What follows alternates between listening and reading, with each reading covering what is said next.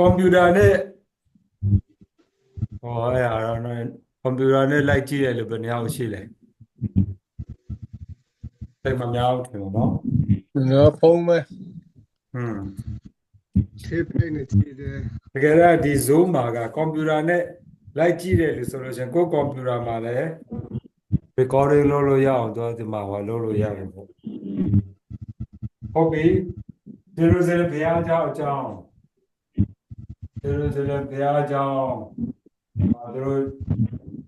တိုင်းနာကြတယ်ဝီနည်းတွေနောက်ဒုတိယတစ်ချက်ကကြတော့ the law ဥပဒေ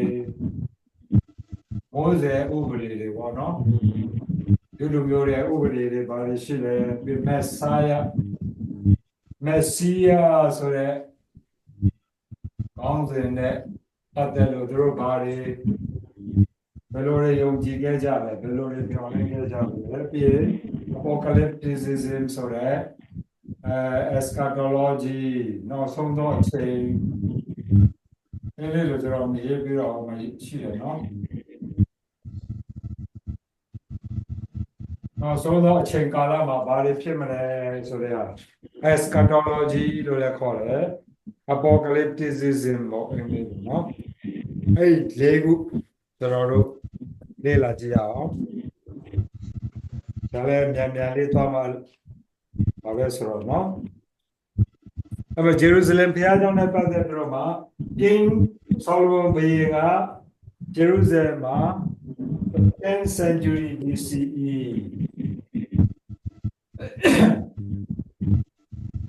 Solomon ဘုရင်ကနေမှာ10ခရစ်တော်မပေါ်ပြီး10ရာစု century ပေါ့10 BC မဟုတ်ဘူး century နော်10နှစ်တန်းဖြစ်သွားအောင်10th century BCE မှာ Solomon ကပထမဘုရားကျောင်းကြီးကို Jerusalem ဘုရားကျောင်းကြီးကိုတည်ဆောက်တယ် and the conquering Babylonians destroyed it in the 6th century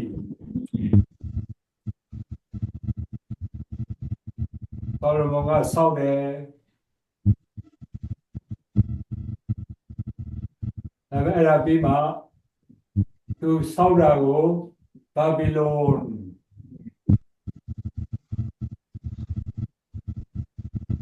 တွေကနေမှ 6th century BCE 6th century BCE မှာဘုရားကျောင်းကြီးကိုဖျက်ပလိုက်ကြတယ်တဲ့ပထမဆုံးဘုရားကျောင်းကြီး Solomon ဘုရင်ဆောက်တဲ့ဘုရားကျောင်းကိုဖျက်ပလိုက်ကြတယ် 6th century when the Jews who had been exiled to Babylon returned in the late 6th century they rebuilt ပြန်လာတဲ့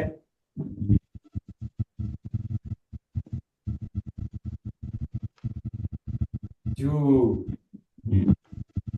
ဘာဘီလုံနိုင်ငံထဲမှာပြန်လာတဲ့ဂျူးတွေက 6th century late နောက်ပိုင်းပေါ့နော်6ရာစု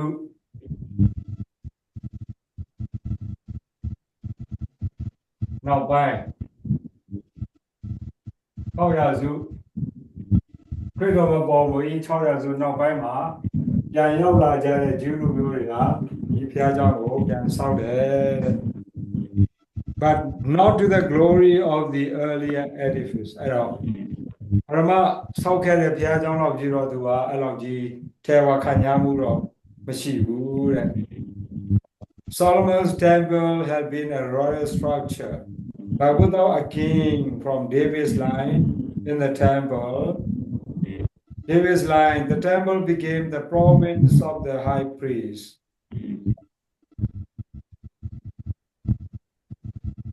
သူက Solomon ဘုရင်ကဆောက်ခဲ့တဲ့ဘုရားကျောင်းဒီဘုရင်နေနဲ့ဆိုင်တဲ့မဆောက်ဘူးပုံစံပေါ့ဘုရင်ကဆောက်ခဲ့တာဆိုတော့ဖြစ်တော်ညာလည်းပဲဒါပေမဲ့ David ဘုရင်ရဲ့မျိုးနွယ်ဆက်ဖြစ်တဲ့ဘုရင်မှာပါတဲ့အတွက်ကြောင့်မလို့ဒီဘုရားကျောင်းဒီနောက်ပိုင်းမှာ the province of the high priest ယဟန်ကျုပ်တွေနေထိုင်ရာနေရာပုံစံပဲဖြစ်တယ်တဲ့နော် The temple Jesus visited was built by the notorious Herod ကျမ်းစာထဲမှာကျွန်တော်ဂျေရုဆလင်ဘုရားကျောင်းကိုပြောတယ်သွားတယ်တခေစုသွားတယ်ဆိုတဲ့ဟာက notorious Herod မကောင်းတဲ့ဆိုးညစ်တဲ့Herod ကနေမှဆောက်လုပ်ခဲ့တဲ့ဘုရားကျောင်းဖြစ်တယ်တဲ့ partly as self glorification တပိုင်းအနေနဲ့တော့သူရဲ့ဘုံနာမည်ကြီးဖို့အတွက်ပေါ့ partly to pacify the Jews who loathed him တစ်ဖက်ကလည်းဂျူးလူမျိုးတွေကိုပြန်သူ့မကြိုက်တဲ့သူ့မုန်းတီးတဲ့ဂျူးလူမျိုးတွေကိုနည်းနည်းလေးပြန်ချော့တာပေါ့နော်ပြန်ချော့တဲ့အနေနဲ့ဒီဘုရားကျောင်းကိုNotoriousကစောက်တယ်တကယ်ဆိုခေတ်ကရှိနေတဲ့ဘုရားကျောင်းပေါ့ဂျေရုဆလင်ဘုရားကျောင်းကိုဟေရောကဆောက်ခဲ့တာတဲ့ And partly to show his Roman overlords the splendor of his kingdom နောက်တစ်ပိုင်းကကြတော့ရောမတွေကမင်းတို့ပေါ်မှာအုပ်ချုပ်တယ်မင်းတို့ပေါ်မှာစိုးမိုးမှုရှိတယ်ဆိုတာကိုပြချင်တာပေါ့အဲ့လိုကြီးရဲ့ချက်၃ခုပေါ့နော်ပြန်ပေါက်တယ်တဲ့ဘုံတကိုသူရဲ့ဘုံတကိုကိုပြဖို့ဒုတိယချက်ကဂျူးတွေကိုဂျူးတို့ကိုချော့တာပေါ့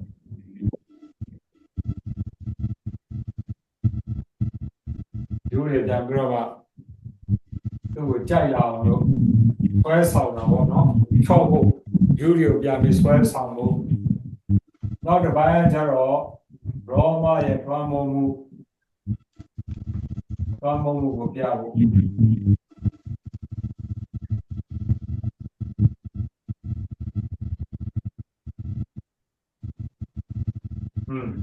ရောမရဲ့လွှမ်းမိုးမှုကိုပြရန်ဆိုရရချက်တွေနဲ့ပြန်ဆောက်တယ်တဲ့ He began the work about 20 BCE အဲ့ကောင် E နော်ဘာကပေါင်းဘာဖြစ်နေလဲ It was not finished until 60 CE just 4 years before the revolt against Rome and 8 years before the new building's destruction okay ဒါတော့ထားပါတော့သူဆောက်တာကကြာမခံနိုင်ပါဘူးเนาะရှင်းနေတော့အဲ့ဒီဟိုဘာဘီလုံကဂျူးနိုင်ငံကိုသူတို့တင်သွားတဲ့ချိန်က600စုမှလား BC 600စုလားအဲ့လေဘာဘီလုံနိုင်ငံကဒီဟိုနေမောဂျူးတွေကိုဝင်ရောက်ဒီဂျူးလက်ပြည်ဝင်ရောက်ပြီးတော့ဒီသူတို့ဒီဘေးမှာတော့မီရှိုးဖြစ်စီးပြီးတော့ဂျူးလူမျိုးတွေဘာဘီလုံပြန်ခေါ်သွားတာဆိုတာအဲ့ဒီဟာကဟောမှာဖြစ်မယ်662 so it will not finish until အဲ့ဖျားကြောင့်ဖြတ်စီးတာတော့လားဟုတ်တယ်ဖျားကြောင့်ဖြတ်စီးဘာဘီလုံ 8 years before the new buildings destructions are all 62 just 4 years before the revolt against Rome 8 years before the new buildings destruction ဆိုတော့အေးပေါ့90ကျော်လောက်မှာပေါ့90ကျော်မှာတော့ဒီမှာကျ62ခုနှစ်မှာပြီးစီးတယ်နော်20မှာစတယ်ခရစ်တော်မပေါ်မီအနှစ်20ရာစတာကဟိုခရစ်တော်လာပြီးတဲ့62ခုနှစ်မှာပဲပြီးတယ်တဲ့ဆိုတော့အဲ့မှာအဲ့ဒီ62ခုနှစ်ကပြီးတာနဲ့ just 4 years before the revolt against Rome and 8 years before the new buildings destruction အဲ့ဒါမှာရှစ်နှစ်မှာအဲ့ဒါကပြည့်စည်သွားတယ်တဲ့ဆိုတော့အဲ့ဒီဟောပေါ့50ပတ်ဝန်းကျင်ဖြစ်မှာပေါ့နော်ခရစ်တော်ကြွလာပြီးမှတရားမကြခင်မှာပြည့်စည်မယ်သူဟောခဲ့တယ်လေနော်ဆိုတော့8 years နဲ့နှုတ်လိုက်50နဲ့မှာ4ပေါ့အဲ့ပတ်ဝန်းကျင်မှာ လာပြီးတော့ဖျက်ဆီးသွားတယ်ပြောလို့ရတယ်ပေါ့ ပြီးတော့ဂျူးလူမျိုးတွေကသူတို့ဒီဘာဘီလုံမှာနှစ်ပေါင်း80ကျွန်ခံပြီးမှကျွန်ခံပြီးပြန်လာတဲ့အချိန်မှာသူတို့အဲ့ဒီဗိမာန်တော်တစ်ကိုပြန်ဆောက်တာပေါ့တေရိုမင်းကြောင့်ပြန်ဆောက်ပေးတာလားအဲ့လိုမျိုးလား ဟုတ်တယ်အဲ့ဒီပုံစံတော့ဒီဘာကိုပြန်လာပြီးတော့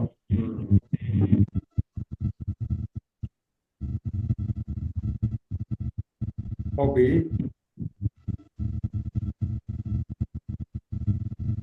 Detailed description and archaeological remains make this building well known. သူရဲ့အနုပညာလက်ရာတော့လို့ရှိရင်အဲ့ပေါ့အဲ့ဒီသမိုင်းတွေပေါ့နော်အဲ့ဒါတွေကဒီ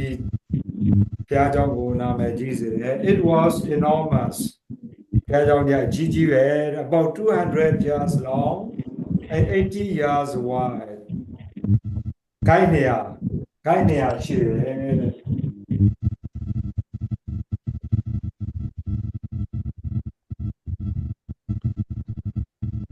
ပေ600ပေါ့ပေ600ကိုင်းနေရအရှိရှိတယ်80 years wide ဒါ80အကျယ်ရှိတယ်ဒီဟေရိုပြဆောက်တဲ့ဘုရားကျောင်းမှာ724ပေ40အကျယ်ရှိတယ်တဲ့ ဘယ်လိုတော့လဲမသိဘူးလေတိုးတာလို့ကြား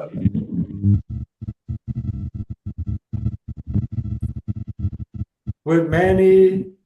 specific sections such as the Holy of Holies, the innermost shrine surrounded by the priest court,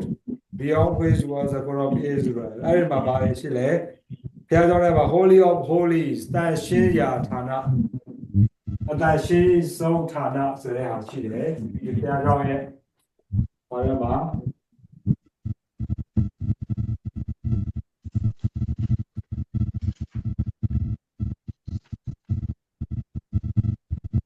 ဘယ်လိုလဲတန်ရှင်းဆုံးဌာနကဟိုနေ့ကလားဒီ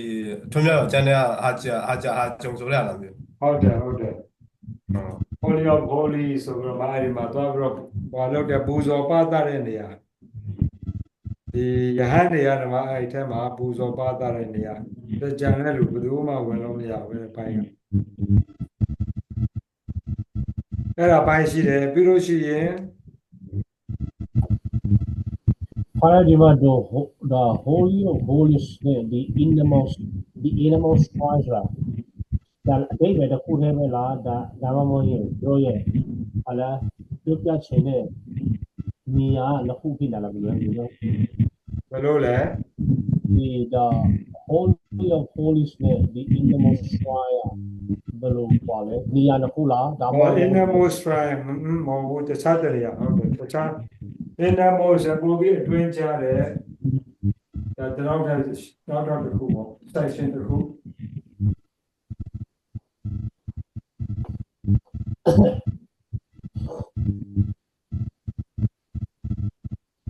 innermost shrine ကတော့ section တစ်ခုအဲ့ဒီဒီလိုစံဘုရားကျောင်းမှာရှိတတ်ပုံလားကျွန်တော်မဲ့ပြောကျွန်တော်ဘာလို့ထမထားမိပြီးရင် surrounded by the priest court ဘုန်းကြီးရဲ့နေထိုင်ရာရက်ကွက်ပေါ့ဘုန်းကြီးရဲ့ရက်ကွက်တော်နေထိုင်ရာခန်းနေပေါ့နော်ပြီးလို့ရှိရင် beyond which was the court of Israel Israel တို့ရဲ့အပိုင်း in the court of Israel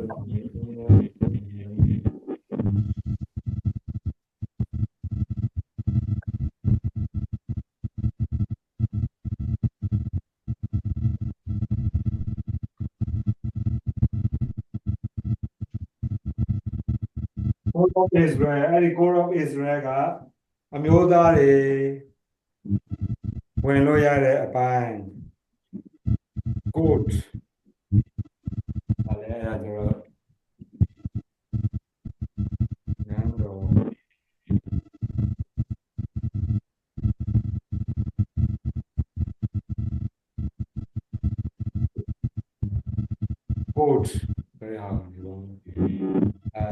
န်းတော်မှာဆိုလို့ရှိရင်ဒီခေါ်တယ်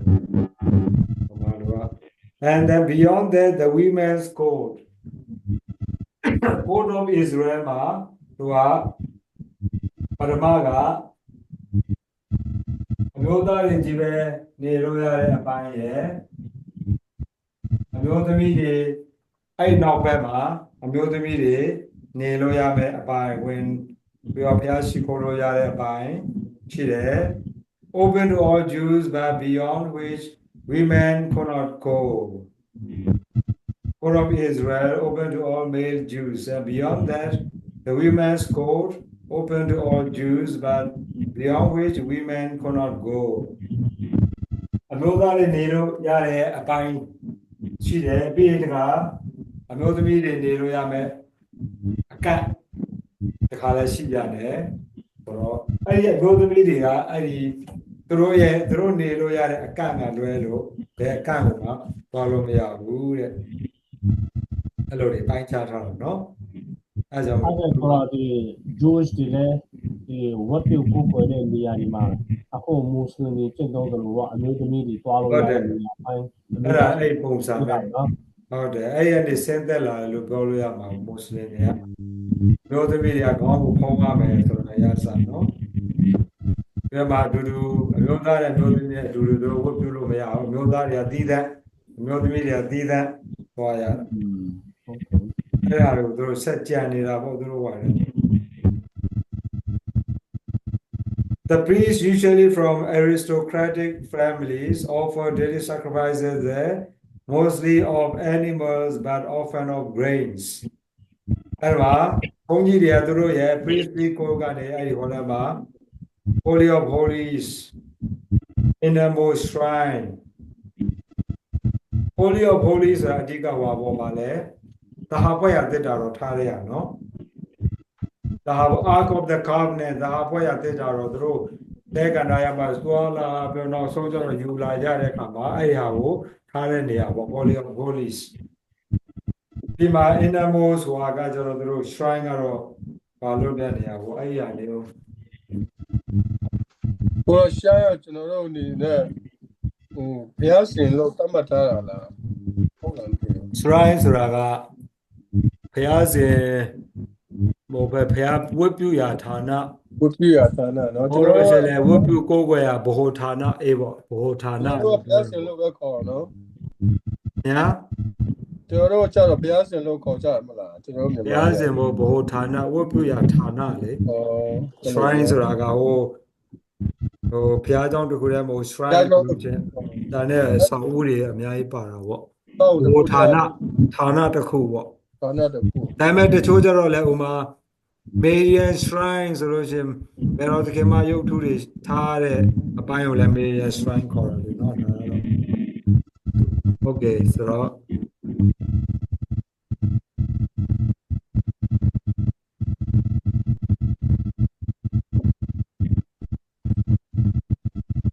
Jerusalem temple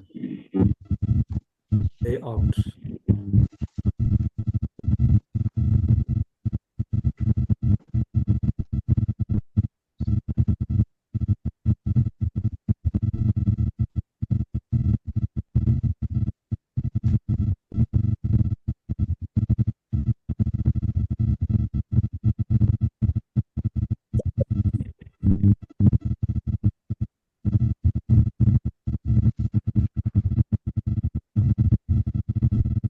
ဘယ်သူကလည်းမသိဘူးကောမလေးတိုးတန်လို့ကြား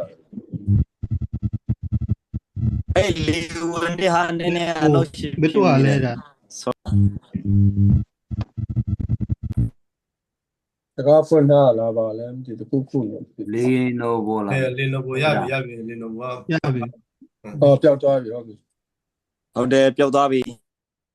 ကောင်းတယ်ကျေးဇူးပဲ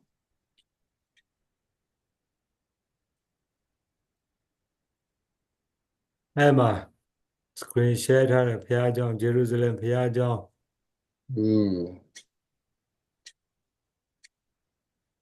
အဲ့ပုံစံ Code of Women ကဟိုနောက်ဆုံးမှာ ဘယ်လိုလဲပြန်ချက်လို့ Israel နည်းနည်းပြန်ချက်လို့ရမလား screen ကြည့်တဲ့ဟာဝယ်ကြလေ ကိုဖုန်းကို screenshot လို့ screen ဆွဲလို့ရတယ်လေအားလုံးကဆွဲလို့ရတယ်လေ ဝယ်သွားပြီလား အဲ့လိုဆက် holy of most holy place ဆိုတာဟိုထက်ကတဟာဘွားရတဲ့တာတော့ထားတဲ့နေရာပဲ holy place of priest the court ဘယ်ညာမှာရှိတယ် the court altar ဘာဒီပူဇော်တဲ့ altar ကအဲ့မှာ the court altar the court of priest the court of priest မှာ altar ရှိတယ်ဒီပူဇော်တယ်ပြီးလို့ရှိရင် court of Israel အမျိုးသားတွေရဲ့နေမဲ့အကန့်အမှာရှိတယ်ပြီးလို့ရှိရင် the court of women အမျိုးသမီးတွေဟာဟိုနောက်ဆုံးမှာသူတို့နောက်မှာတကားပဲရှိတော့တယ်နိုင်ရမဲ့ရှိတော့တယ်ပေါ့အပြင်ထွက်တဲ့တကား six porticos အဲ့မှာတွေ့တော့ဂျေရုဆလင်ဘုရားကျောင်းကြီးမှာတကား6ခုရှိတယ်တော့ဘက်မှာဟိုထက်ကဒီဘက်ကအရေးကြီးတဲ့ဘက်မှာဘယ်ဘက်မှာ3ခုညာဘက်မှာ3ခုတကားရှိတယ်ဆိုတဲ့ဟာပေါ့ဟုတ်ကဲ့ဒါကဂျေရုဆလင်ဘုရားကျောင်း ဖာရာအဲ့မှာတစ်ချက်ဒီဆောက်လုပ်မှုပုံတရံကိုဘုရားသခင်ကသူတို့ဒီ prophet ဒီအဖြစ်ပြောပြတဲ့သဘောရှိတယ်ဟုတ်တလားမသိဘူး အဲ့လိုတော့ပြောတယ်ဟုတ်တယ်ပြောဘယ်လိုဆိုတာကိုချပြတယ်ပေါ့နော်ဘုရားကဘယ်လိုဆိုတာ moving towards from the holy one came to the holy place and the group of the priests of the women and the Jews of Hopi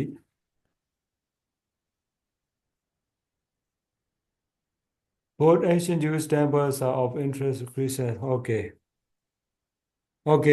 ဒါသူရဲ့ဘုရားကျောင်းရဲ့ပုံစံပေါ့ဟုတ်ပြီဒါကဘုရားကျောင်းအကြောင်းကျမ်းပြင်းဂျေရုဆလင်ဘုရားကျောင်းလို့ကျမ်းစာပြောတဲ့အခါမှာနည်းနားလည်အောင်လို့ idea လေးရှိအောင်လို့ဘုန်းကြီးတွေကအဲ့မှာပူဇော်ကြတယ် aristocratic family ဆိုတာကယဟန်မျိုးနွယ်ဟောပေါ့နော်သူကဘုန်းကြီးလို့ရတယ်လေဝီအမျိုးအနွယ်ရှိတယ်အဲ့လေဝီယဟန်မျိုးနွယ်ဆင်းသက်လာတဲ့လူပဲဘုန်းကြီးလို့ရတယ်ပေါ့သူကပူဇော်ပေးကြတယ်အများပိုင်းကိုပူဇော်တာကတော့တိရစ္ဆာန်တွေကိုပူဇော်တယ်ဒါပေမဲ့တစ်ခါလေကြာလို့ရှိရင်အသီးအနှံတွေ grain ပေါ့အသီးပေါ့အသီးတွေကိုလည်း grain ကောက်ပဲသီးနှံတွေကိုလည်းပူဇော်ကြတယ်တဲ့ many Jews gave gifts to the temple အလှူတွေပေးကြတယ် Jew လူမျိုးတွေက and its beauty and wealth are widely famous in the Roman Empire အဲ့ဒီဘုရားကျောင်းရဲ့လှပမှုနဲ့ကြီးကျယ်ခမ်းနားမှုဟာ Roman Empire တကူလုံးမှာနာမည်ကြီးတယ် Jesus' disciples were not the only small town visitors to look at it in amazement ဟောရှင်လူကခန်းကြီး21ခန်းငါမှာပြောရကြီးကျယ်ခမ်းနားတယ်ဘုရားကျောင်းကျဆိုပြီးတော့တခေစုရဲ့တပည့်တွေကချီးကျူးကြတာတဲ့အဲ့ဒါကဟိုသူတို့တောသားတွေမို့လို့သူတို့ကပဲချီးကျူးတာမဟုတ်ပါဘူးတဲ့ပြောချင်တာပေါ့နော်လူတိုင်းကချီးကျူးယူရတဲ့ဘုရားကျောင်းကြီးပါပေါ့ဟုတ်ကဲ့ပြီးလို့ရှိရင်နောက်တစ်ခုဟာ the law ဥပဒေမိုးစဲနဲ့ဆင်းသက်လာတဲ့ Torah ဥပဒေ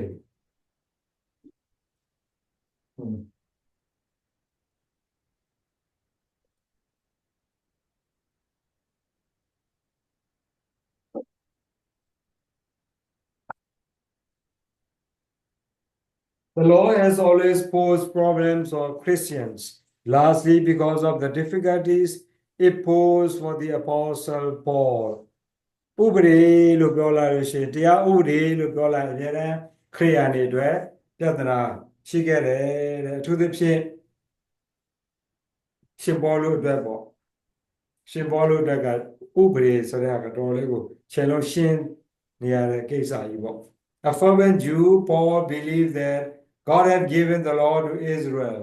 but he also believed that the life of Jesus had given a new meaning to the law. ရှင်ပေါလု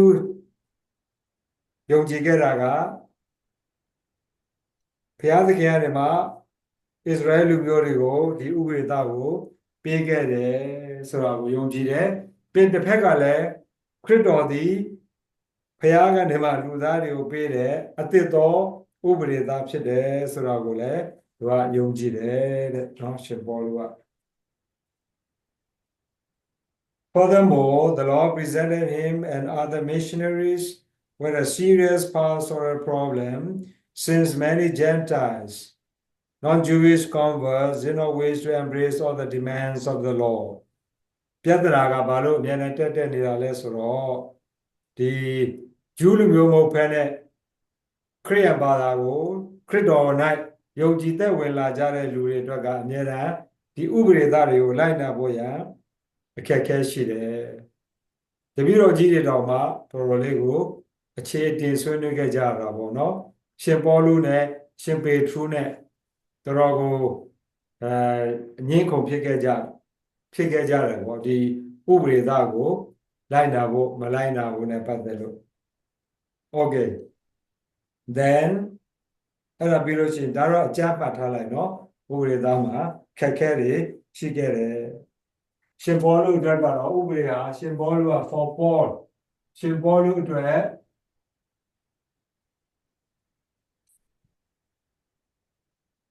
ဘုရား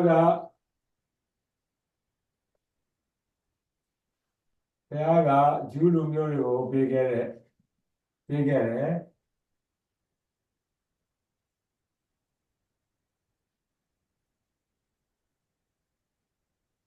ဒါတစ်ပိုင်းပြီးလို့ရှိရင်ခရစ်တော်သည်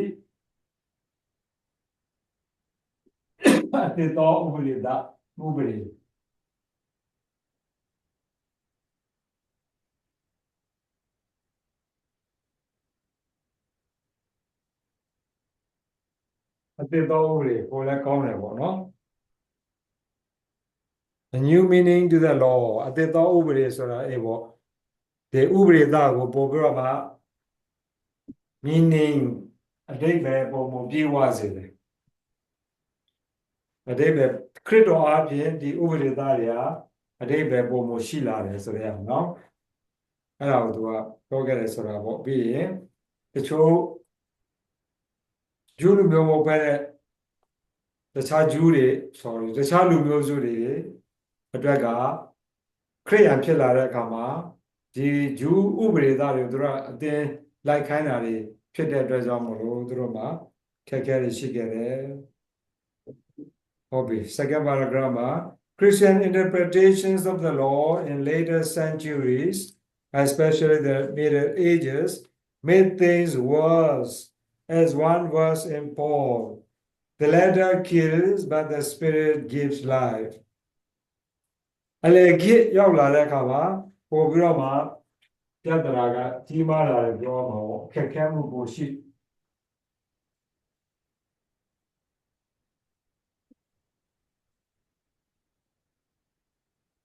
အလေခေမှာဘာလို့ဆိုရှင်ပေါလုကပြောတာthe letter kills but the spirit gives life ကောရိန္သုဒုတိယကောရိန္သု3နဲ့6ဒုကော3:6ဘာပြောထားတာဟုတ်ဘာပြောထားပါလဲ the letter kills but the spirit gives life ဥပဒေသားက the letter ဆိုတာကဥပဒေတွေကိုရေးသားထားတဲ့စာသားတွေပေါ့နော်မဟုတ်လို့ရှိရင်လေ the letter ဆိုရကဥပဒေကိုဥပဒေသားအတိုင်းအတိအကျလိုက်နာခြင်းပေါ့ဆိုတော့ကျမ်းစာထဲမှာတော့ဘယ်လိုပြန်တယ်ဆိုတော့မကြည့်ဖြစ်ဘူးဆိုတော့စာသားက the letter kills ဥပဒေသား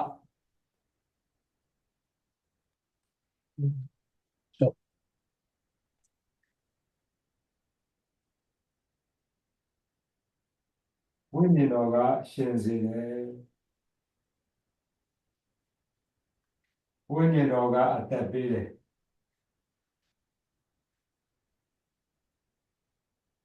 ဥပဒေသားကြီးကိုဥပဒေသားအတိုင်းရဲ့အတိအကျကြီးနည်းနည်းမှအလျှော့တင်းမရှိကွက်တီအတိအကျကြီးလိုက်ရမယ်ဆိုတော့လိုက်နာခြင်းဟာလူကိုသေစေတယ်လူကိုခက်ခဲဖြစ်စေတယ် လူကိုဆုံးယုတ်စေတယ်အဲ့လိုမဟုတ်ဘဲနဲ့ဝိညာဉ်တော်ရဲ့ကျေးဇူးတော်အားဖြင့်ရှင်တိုင်နေထိုင်ခြင်းသည်အသက်ကိုဖြစ်စေတယ်ဆိုတဲ့ဟာကိုရှင်ပေါလုကပြောတဲ့အခါကျပို့ပြီးတော့ပြဿနာတက်လာတာပေါ့နော် was widely believed to condemn the law in contrast to the spiritual salvation brought by Jesus အဲ့တော့ဥပရိသနဲ့မှာပေးတဲ့ဟာကြီးကိုပျက်စီးစေတယ် to condemn ရှုံချတာပေါ့နော်ဥပရိကိုရှုံချပြီးတော့ခရစ်တော်နဲ့ပေးလာတဲ့အသက်တာကိုသူကပို့ပြီးတော့မြင့်တင်ခြင်းတဲ့အခါကျတော့ဥပရိကိုရှုံချတယ်လို့ဖြစ်သွားတာပေါ့အဲ့ဒီမှာလည်းခက်ခဲရှိတယ်တဲ့ကျမ်းစာရှိလားကျမ်းစာ ရှိရကော ဘာမှကျမ်းစာရှိတယ်လို့အဲ့ဒါလည်းကြည့်ပေးတယ်မှာဘယ်လိုပြန်တယ်ကြည့်အောင်ကောရိန္သု 36လား ဒုတိယ 36 ကောရိန္သုအခန်းကြီး3ခန်းငယ်6သူကောကျွန်တော်ဖတ်မယ်နော် ဟုတ် ငါတို့ဒီပညာတရားတီအမှုတော်ဆောင်များဖြစ်ရန်ကိုတော်ဒီငါတို့အားအစောတတိကိုပေးတော်မူ၏ထိုပရိညာတရားတိတိရေးသားထားတဲ့ပညာတရားမဟုတ်ပဲဝိညာဉ်တော်၌တည်တော်ပညာတရားဖြစ်၏အကြောင်းမူကားရေးသားတော်ပညာတရားတွေအတက်ကိုတတ်၍ဝိညာဉ်တော်ဒီကအတက်ကိုပေးလေ၏ ပညာတရားသူကပညာတရားလို့ပဲဘာသာပြန်ထားဒါကျွန်တော်ကက်သလစ်ပါလားခိုင်းကွဲရလား ကျွန်တော်ကက်သလစ်ဟာ ပညာတရား the letter ဆိုတာကပညာတရားလို့ပဲပြန်လိုက်တာပေါ့နော်ဒီပေါ့ပညာတရားမှာရေးထားတဲ့စာတွေပေါ့နော်ဆိုတော့ပညာတရားပေါ့တခါကျတော့ the letter ဆိုတဲ့အဓိပ္ပာယ်က do the letter ဥပမာအပြင် do the letter လို့ပြောလို့ရှိရင်သူအတိအကျကြီးပေါ့နည်းနည်းမှအတင်းစောနည်းနည်းမှအညှိ short တင်းမလုပ်ဖက်နဲ့တိတိကျကျကြီးနော်ဥပမာမင်းမနေ့6နာရီမှာဒါလုပ်ရမယ်ဆိုလို့ရှိရင်6နာရီတိတိ6နာရီဟိုမှာဟိုတစ်စက္ကန့်မှမစွန်းစရာဘူးတစ်စက္ကန့်မှမလိုစရာဘူးဆိုရင်အဲ့လိုဟာတွေရှိတယ်ဂျူးလူမျိုးတွေမှာတိကျကြီးလေလူကိုတခါတည်းချုပ်ထားတာပေါ့ဒီဟာတွေကအဲ့လိုဟာမျိုးလည်း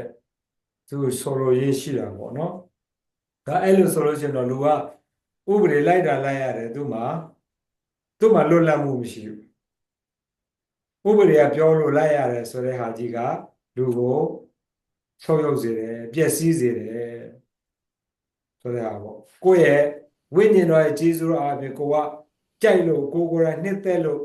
လိုက်တဲ့ဟာဆိုလို့ရှိရင်သူကအများအားအောင်မြင်မှုပေါ်ရတယ်လူကလည်းပျော်ရွှင်မှုရှိတယ်ပေါ့နော်အဲ့လိုဟာကိုပြောချင်တယ်ဟုတ်ပြီ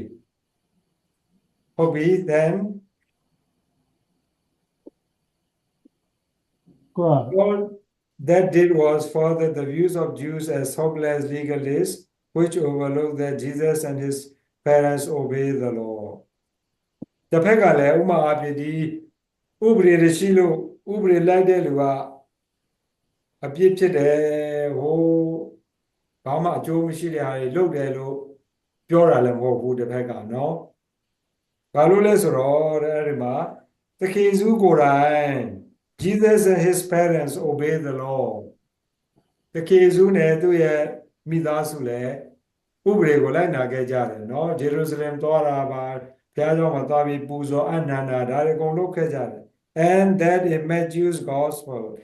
Jesus said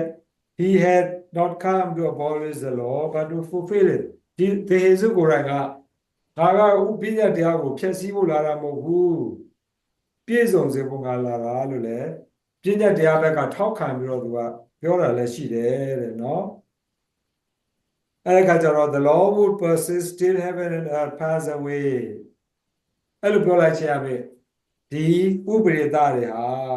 နော်ကောင်းကင်နဲ့မြေကြီးပျောက်ကွယ်သွားတဲ့အထိဆက်လက်ပြီးရှိနေမယ်ဆိုတာကိုလည်းခရစ်တော်ကတစ်ဖက်ကသင်ပေးတာဖြစ်တယ်နော် a very strong endorsement of the law's value ဥပဒေသားသည်ပညာတရားသည်ဘယ်လောက်ထိအရေးကြီးသလဲဆိုတာကိုလည်းခရစ်တော်ကပြလိုက်တာပဲအမှတ်ပေးလိုက်တာပဲမဟုတ်လို့ရှိရင်လည်းဘယ်လိုခေါ်မလဲတိမှတ်ပြုလိုက်တာပေါ့နော်အတိမှတ်ပြုလိုက်တာဆိုတော့လုံးဝမကောင်းဘူးလည်းမဟုတ်ဘူးဒါကြီးပဲအတိအကျလိုလိုက်ရမှာလည်းမဟုတ်ဘူးနောက်ရှင်ပေါလုကနောက်ပိုင်းပြောလာတဲ့အခါမှာခုနကနော် the spirit ဝိညာဉ်တော်ရဲ့ကျေးဇူးတော်အဖြစ်ကျွန်တော်တို့တွေကဒါကိုဖြည့်ဆည်းရမယ်လိုက်နာရမယ်ဆိုတဲ့ချ ချစ်ချင်းမြတ်တာပေါ့နော်ခရစ်တော်ကကြတော့ဒါကိုခင်ဗျားဖြည့်ဆည်းနိုင်ဖို့ဆိုရင်ခင်ဗျားမှာချစ်ချင်းမြတ်တာရှိရမယ်ဆိုတော့ပြန်ပြောလာတော့ပေါ့အဲကြောင့်မလို့ Modern ecumenical Catholics must look openly and sympathetically at this remarkable gift from God to the Jewish people. အဲ့တော့ခုနကကျွန်တော်နည်းနည်းပြောခဲ့တဲ့ဟာဒီမှာကျတော့ ecumenical Catholic ဟိုတခြားခရစ်ယာန်တွေနဲ့ဆက်သွယ်ပေါင်းစည်းပြီးတော့စ조사အားထုတ်နေတဲ့ Catholic တွေကဒီဥပဒေသားတွေပိုင်ဆိုင်ထားတဲ့ဂျူးလူမျိုးတွေမှာအများအားနှလုံးကိုဖွင့်ပြီးတော့မှကျင်ကျင်နာနာလေးနဲ့ဒါကိုကြည့်ပြီးဆက်ဆံတဲ့နယ်ဆိုတာကိုပြောတာเนาะ sympathetic ဆိုတော့အများအားစာနာပေးရမယ်ခရကဂျူးလူမျိုးပေးကြတာလဲဒါလက် remarkable gift တကယ်ကိုကောင်းမွန်တဲ့ပညာဗာလဲလက်ဆောင်တစ်ခုဖြစ်တယ်ဘုရားကဂျူးလူမျိုးဥပဒေပေးတာကအဲကြောင့်အဲ့ဒါကိုလည်းတစ်ဖက်ကကျွန်တော်တို့ကအတိမတ်ပြုတတ်ဖို့လိုတယ်အစွန်းမရောက်ဖို့အရေးကြီးတာပေါ့เนาะဥပဒေတလောလို့ပြောလာတဲ့အခါမှာဟုတ်ပြီအဲ့ဒီကမနောက်တစ်ခုက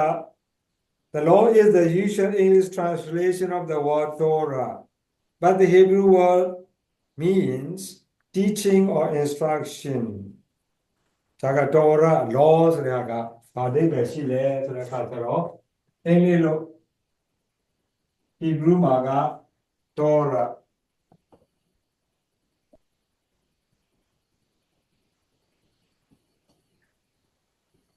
law ဒီအဓိပ္ပာယ်က instruction teaching or instruction သင်ကြားပေးခြင်း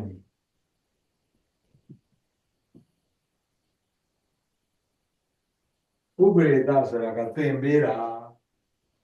သူရဲ့ original အဓိပ္ပာယ်ကန့်တတ်တာမဟုတ်ဘူးပေါ့နော်သင်ကြားပေးတာ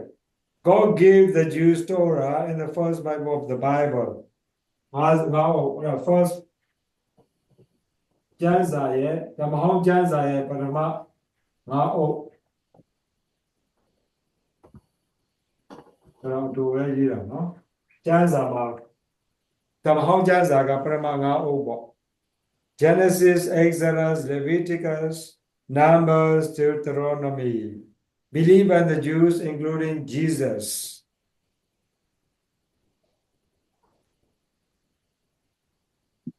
တကယ်စုကိုယ်တော်ကအဲ့ဒါယုံခဲ့တယ်ပေါ့ယုံတယ်ဒီတော်ရဆိုတာကဘုရားကနေမှဂျူးလူမျိုးတွေကိုပေးခဲ့တဲ့ဥပဒေသားဆိုတာကိုတကယ်စုကိုယ်တော်ကအသိမှတ်ပြုတယ် They have been written by Moses ပြီးရင် Moses ရေးခဲ့တယ်လို့လည်းယုံကြည်တယ်ဟုတ်ပြီ The Torah contains the will of God for his people and pious Jews could be sure that if they live by the Torah, they will please God. The will of God. အဲ့ဒီမှာဘုရားရဲ့အလိုတော်ပါတယ်ဘုရားရဲ့အလိုတော်ကိုဖော်ပြတယ်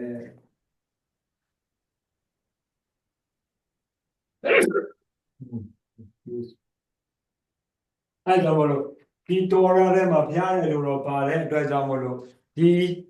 ဥပဒေကိုလိုက်နာကျင့်သုံးသူသည်ဘုရားကိုနှစ်သက်စေတော်သူဖြစ်တယ်ဘုရားကိုကျေနပ်စေတော်သူဖြစ်တယ်ဆိုတာကဒီဂျူးလူမျိုးတွေရဲ့ဖိုင်မာသောယုံကြည်ချက်ဖြစ်တယ်တဲ့ Living by the Torah did not mean just fulfilling legal obligations ဟုတ်ပြီဥပဒေသားကိုလိုက်နာတယ်ဆိုတာကဥပဒေသားကိုရဲ့ပြောတာတွေကိုလိုက်နာရုံတက်တက်မဟုတ်ဘူးတဲ့နော်ဖြည့်စည်းရုံတက်တက်မဟုတ်ဘူး Many of us Catholics have the notion that until Jesus came along the Jews focused only on the letter of the law but we must remember that as early as the 8th century BCE the great prophet Isaiah warned What to me is multitude of your sacrifices says the Lord trample my cause no more Bringing offerings is futile. Remove the evil of your doings from before my eyes. Seek justice, rescue the oppressed, defend the orphan, plead for the widow ဟေရှာယအခန်းကြီး1အခန်းငယ်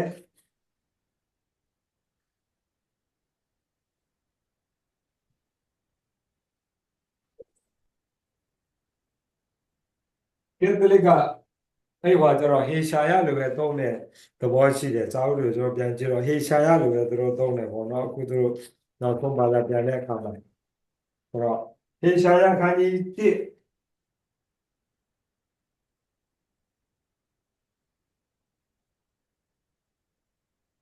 စတဲ့ကနေမှာဆက်ခေါ်တခါလေကျကျွန်တော်တို့ဟာယူလူမျိုးတွေကိုပြောတာကဟိုသူတို့ဥပဒေတိုင်းကြီးလိုက်ပြီးတော့တရားမြင်တယ်ဘာကျိုးရှိမလဲဆိုပြီးတော့မှဖြည့်စည်းုံတက်ဆိုတာကိုတခါလေကျတော့ယူလူမျိုးတွေကိုစွပ်စွဲကြတယ်ပေါ့ဒါပေမဲ့တကယ်တမ်းဆိုလို့ရှိရင်တဲ့ဒီဟေရှာယအခန်းကြီး1အခန်းငယ်7ကဆက်ခွန်ဖတ်ကြည့်ပဲဆိုလို့ရှိရင်ဖခင်ကတက်ဖြည့်စည်းုံတက်မဟုတ်ဘူးเนาะတရားကိုဖြည့်စည်းတဲ့အခါမှာသူ့ရဲ့ကောင်းမွန်တဲ့ရည်ရွယ်ချက်တွေပါရမယ် seek justice နော်တရားမျှတမှုကိုရှာဖွေပါဖိနှိပ်ခံရသူကိုကယ်တင်ပါဘာလဲမိဘမဲ့များကိုကာကွယ်ပါမုတ်ဆိုးမများအတွက်အမြဲတမ်းရှေ့ဆောင်ရှေ့ရတည်ပေးပါဆိုတာကိုဣသရေလprophet ဟေရှာယကပြောခဲ့တယ်အဲ့ဒါတွေမလုပ်ဖဲနဲ့ခမည်းကဥပဒေသားကြီးပဲလိုက်နေပြီးတော့မှဥပဒေသားပြောတဲ့အတိုင်းခမည်းလာပူဇော်နေတာကအတိတ်ပဲမရှိဘူးခမည်းအဓိကလောကမှာကဒါတွေကိုအရင်လုပ်ပြီးမှပူဇော်တရားရကိုပူဇော်ဆိုတာဒါမဟုတ်ခင်မှာကလေးကပြောထားပြီးသားရှိတယ်တဲ့အဲဒါကြောင့်မလို့ကျွန်တော်တို့တွေကဟိုဂျူးတွေတခြားလူတွေเนาะအဲ့လိုသွားပြီးတော့မှဥပဒေသားကိုသူတို့ဖြည့်ဆည်းတဲ့အခါမှာဟိုဥပဒေတက်ကြို blind ကြီးတခါတည်းဖြည့်ဆည်းနေတယ်လို့ကျွန်တော်တို့ကသူတို့ကိုဆွဆွဲလို့မရပါဘူးတဲ့เนาะစစ်မှန်တဲ့ခံယူချက်ရှိရမယ်ပေါ့เนาะဟုတ်ပြီ The law represented more than just a guide to living. It guaranteed that the Jews would remain God's chosen people if they observe it. ပြင်တကဒီဥပဒေသားကဟိုတရားရုံလို့ပါဒီလိုနေပါလို့ဘယ်လိုနေထိုင်ရမလဲဆိုတာကိုပြောတာတက်မဟုတ်ဘူးတဲ့ခမည်းကဒါတွေကိုလိုက်နာပြီးတော့နေမယ်ဆိုလို့ရှိရင်တဲ့ခမည်းတို့ဒီဘုရားရှင်ရွေးကောက်ထားတဲ့လူမျိုးစုအစစ်အမှန်ဖြစ်တယ်ဆိုတာကဆက်လက်ပြီးခိုင်မာနေမယ်ဆက်လက်ပြီးမှန်ကန်နေမယ်ဆိုတော့အာမခံချက်ကိုလည်းပေးတယ်ပေါ့နော်အဲ့ဒါလည်းရှိပါတယ်သူရဲ့အကျိုးအမြတ်ပေါ့ဘုရားရဲ့လူမျိုးတော်စစ်မှန်တဲ့လူမျိုးဖြစ်ဖို့ဆိုရင်ဒီဥပဒေသားတွေကိုလိုက်နာကျင့်သုံးပါကောင်းမွန်စွာနေထိုင်ပါဆိုတဲ့အကျိုးအမြတ်တွေလည်းရှိတယ်ဒါတွေလည်းပေးပါတယ်တဲ့Fidelity to the law represented fidelity to God. ဥပဒေသားတွေမှာသစ္စာရှိခြင်းသည်ဘုရားကိုသစ္စာကြည်ခြင်းဖြစ်တယ်။နော်။ပြီးတော့မှတခါသူဆက်ပြီးပြောတာကဂျူးလူမျိုးတွေကိုယ်တိုင်ကိုပြန်ကြည့်လိုက်မယ်ဆိုလို့ရှိရင်ဂျူးလူမျိုးတွေကဒီဥပဒေသားကိုဖြည့်ဆည်းရတာကသူတို့အတွက်တခါလဲကြီးမားတဲ့ဝန်တို့ဝန်ဘိုးကြီးတစ်ခုပုံစံဂျူးမျိုးတွေကဘယ်တော့မှမခံယူခဲ့ကြဘူးတဲ့နော်သူတို့ပျော်ပျော်ရွှင်ရွှင်နဲ့လိုလားလားနဲ့ဒီဥပဒေတွေကိုလိုက်နာခဲ့ကြတာဖြစ်တယ်အဲ့တော့တခါလေကျတော့ခရစ်တော်နဲ့ဖာရိဇေဥတွေနဲ့နော်ပြောကြဆိုတဲ့အခါမှာဖာရိဇေဥတွေကဖာရိဇေဥတွေကိုခရစ်တော်ကအပြစ်တင်တယ်လေမင်းတို့ကဥပဒေကြီးကိုလိုက်ဥပဒေကြီးပဲလာပြောနေခင်ဗျားတို့ကချစ်ချင်းမေတ္တာကိုမျက်ွယ်ပြုထားတယ်ဆိုတော့တကယ်ဆိုအပြစ်တင်တာတွေရှိတယ်မှန်တယ်သို့တော်များလည်းပဲအဲ့လိုဖာရိဇေဥကိုခရစ်တော်ကအပြစ်တင်တာတော်များလည်းပဲတစ်ဖက်ကလည်းအဲ့ဒီဖာရိဇေဥတွေကဂျူးလူမျိုးတွေအားလုံးကိုစားပြုတာမဟုတ်ဘူးပေါ့နော်ဒီဥပဒေသားလိုက်နာနေတဲ့ဂျူးလူမျိုးအားလုံးကိုစားပြုတာမဟုတ်ဘူးကောင်းမွန်စွာလိုက်နာပြီးကောင်းမွန်နေထိုင်တဲ့ဂျူးလူမျိုးတွေလည်းရှိတယ်ဒါပေမဲ့ဖာရိဇေဥတွေကလမ်းလွဲနေလို့ခရစ်တော်ကအဲ့ဒါကိုအများအားပြ ပြန်ပြင်ပေးတာပါဆိုတာကိုလည်းပြောတာပေါ့နော်โอเค7 နာရီထိုးပြန်ပြီနားဖို့လိုသေးလား နားတော့တယ်ကိုရော ကျန်တဲ့လူတွေခဏနားကျင်သေးလား ကိုယ်မှာကိုနေတာပဲရေတောက်ရှင်ထားတော့ပါညာလို့ရတာပဲလေ ငါဆရာမလို့ကိုတော့ဆက်ဆွေးလိုက် ဟုတ်ပြီ ဖာရာပင်ပတ်မယ်ခဏလာရင်လာမနာပါ ပြောစရာတွေကအများကြီးပဲကျွန်တော်တို့ဟာက ဖာရာပေါ်လာ လို့ဟာဖာရာပင်ပန်းလိုက်မယ်ဖာရာပင်ပန်းလိုက်မယ် အဲ့ဖာရာပင်ပတ်မယ်ဖာရာမော ကျွန်တော်တို့ရပါတယ်မလေး ဟုတ်ကဲ့ ကျွန်တော်ရတယ်ကိစ္စမရှိဘူးငါးစာပြီးကျင်တာပဲတော့ကကြီးကဖြစ် ဟုတ်တယ်ကိုရာဆက်သွားလို့ရတယ်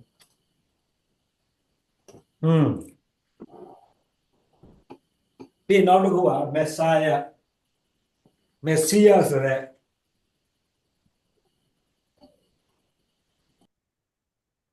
မက်ဆီယာဆိုတာဘာအဓိပ္ပာယ်ရှိတယ်လဲဟောတို့နော်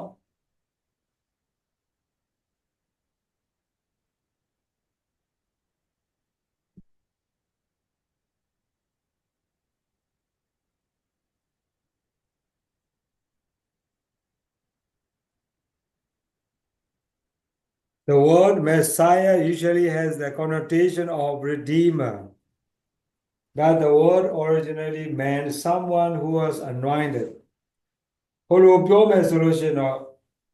ယေဘုယျအပြင်ကျွန်တော်တို့ပြောနေကြတာတော့ကယ်တင်ရှင်လို့ပြောကြတယ်တဲ့ကယ်တင်ရှင်မက်ဆီယာပေါ့နော်ကျွန်တော်တို့အများနဲ့ပြောနေကြတာကဒါပေမဲ့တကယ်စကလုံးရဲ့အဓိပ္ပာယ်ကိုပြန်ကြည့်လိုက်မယ်ဆိုလို့ရှိရင်ဒီမိုးရင်းအဓိပ္ပာယ်ကိုပြန်ကြည့်မယ်ဆိုလို့ရှိရင် someone who was anointed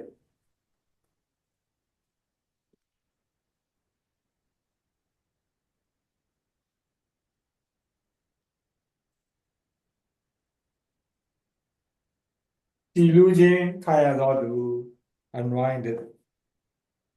Often asking of David's line, but also a priest. Leviticus. 4:3-5.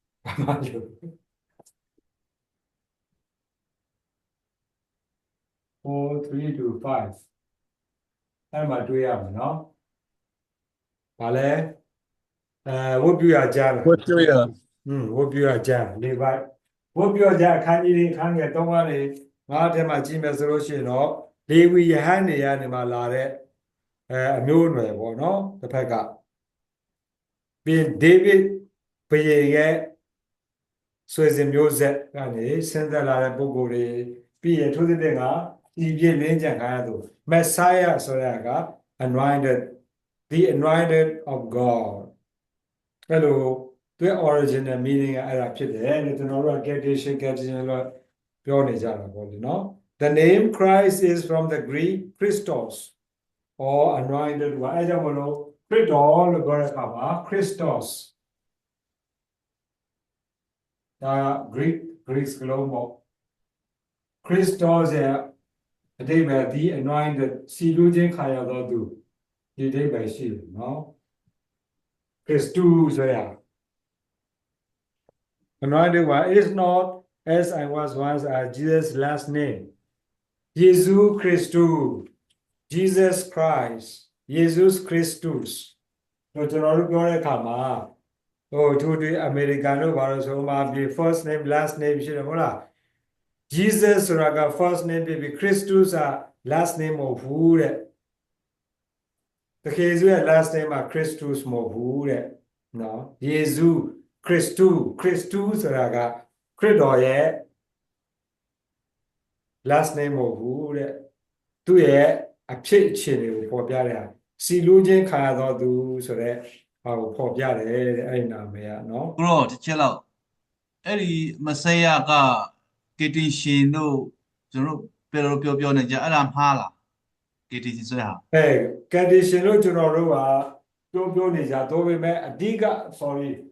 တကယ်အဓိပ္ပာယ်အစစ်ကစီလူချင်းခံရတော်သူအဲ့ဒါကိုပြောတာနော် ကေတင်ရှင်ဆိုရဲ ဒါမှတော့မမဟုတ် โอเค ယေရှုနဲ့ဆက်စပ်ပြီးမှတကယ်စုဒီမက်ဆီယာဖြစ်တယ်ဘုရားရဲ့စီလူချင်းခံရတော်သူပုဂ္ဂိုလ်ဖြစ်တယ်လို့ကျွန်တော်တို့ပြောရင်းနဲ့မှာတကား အဲ့ခရစ်တော်ဒီကယ်တင်ရှင်ဆိုတော့မက်ဆီးယားဒီကယ်တင်ရှင်ဆိုတာအဲ့လိုဆက်ဖြစ်သွားတာပေါ့နော် โอเคโอเค မှားတော့မမှားဘူးပေါ့ခရစ်တော်နဲ့ပတ်သက်လို့ကျွန်တော်တို့ပြောတဲ့အခါမှာမမှားဘူးဒါပေမဲ့အဓိက original မူရင်းအဓိပ္ပာယ်ဒီစီလိုခြင်းခံရတော်သူအဲ့ဒါကြမှာစီလိုခြင်းခံရတော်သူလို့ကျွန်တော်တို့ပြောမှာဟိုဓမ္မဟောင်းကဟာလေဟိုဒေးဗစ်ရဲ့အမျိုးအနွယ်လို့ပြောတယ်ဟုတ်လားဒီ prophet တွေကကြိုတင်ပြီးတော့မှဟောထားတဲ့အထက်မှာဒေးဗစ်ရဲ့အမျိုးအနွယ်ယဟန်မျိုးအနွယ်ဖြစ်တယ်ဆိုတာတွေတောက်လျှောက်ပြောလာတာပြီးရင် anointed one ဘုရားရဲ့စီလူချင်းခါတော်သူဒီနောက်ဆုံးမှာမက်ဆီးယားဆိုတာဖြစ်လာတော့အဲ့လိုအဆက်ဆက်ကရှိတာပေါ့ကယ်တင်ရှင်ဆိုပြီးတော့ဆိုတဲ့အသုံးတော့မသုံးခဲ့ဘူးအရင်ကပေါ့နော်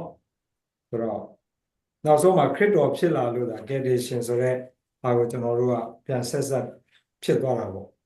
โอเคโอเค အဲကြောင့်မလို့ခရစ်တုဆိုတဲ့နာမည်ကလည်း last name မဟုတ်ဘူးသူရဲ့ anointed one ခရစ်တုရဲ့ anointed one ဆိုတော့သူရဲ့သဘောတဘာဝသူရဲ့ဇာတိကိုပေါ်ပြတယ်နော်ခေါ်လို့နာမည်ဒီတိုင်းနာမည်တက်ပေးတဲ့ last name မဟုတ်ဘူးပေါ့ဟုတ်ပြီဇာတိပဂရိကိုပေါ်ပြတယ်တဲ့ဒါကျွန်တော်တို့ ဒါဆိုကိုဟိုယေရှုကြတော့ပဲသူ့နာမည်ဖြစ်မှာနော် အဲ့ပေါ့ Jesus of Nazareth အဲ့ဒါပေါ့သူ့ရဲ့နာမည်အရင်က Jesus of Nazareth ဟုတ်တယ်မလားယေရှုဒီသူ့ရဲ့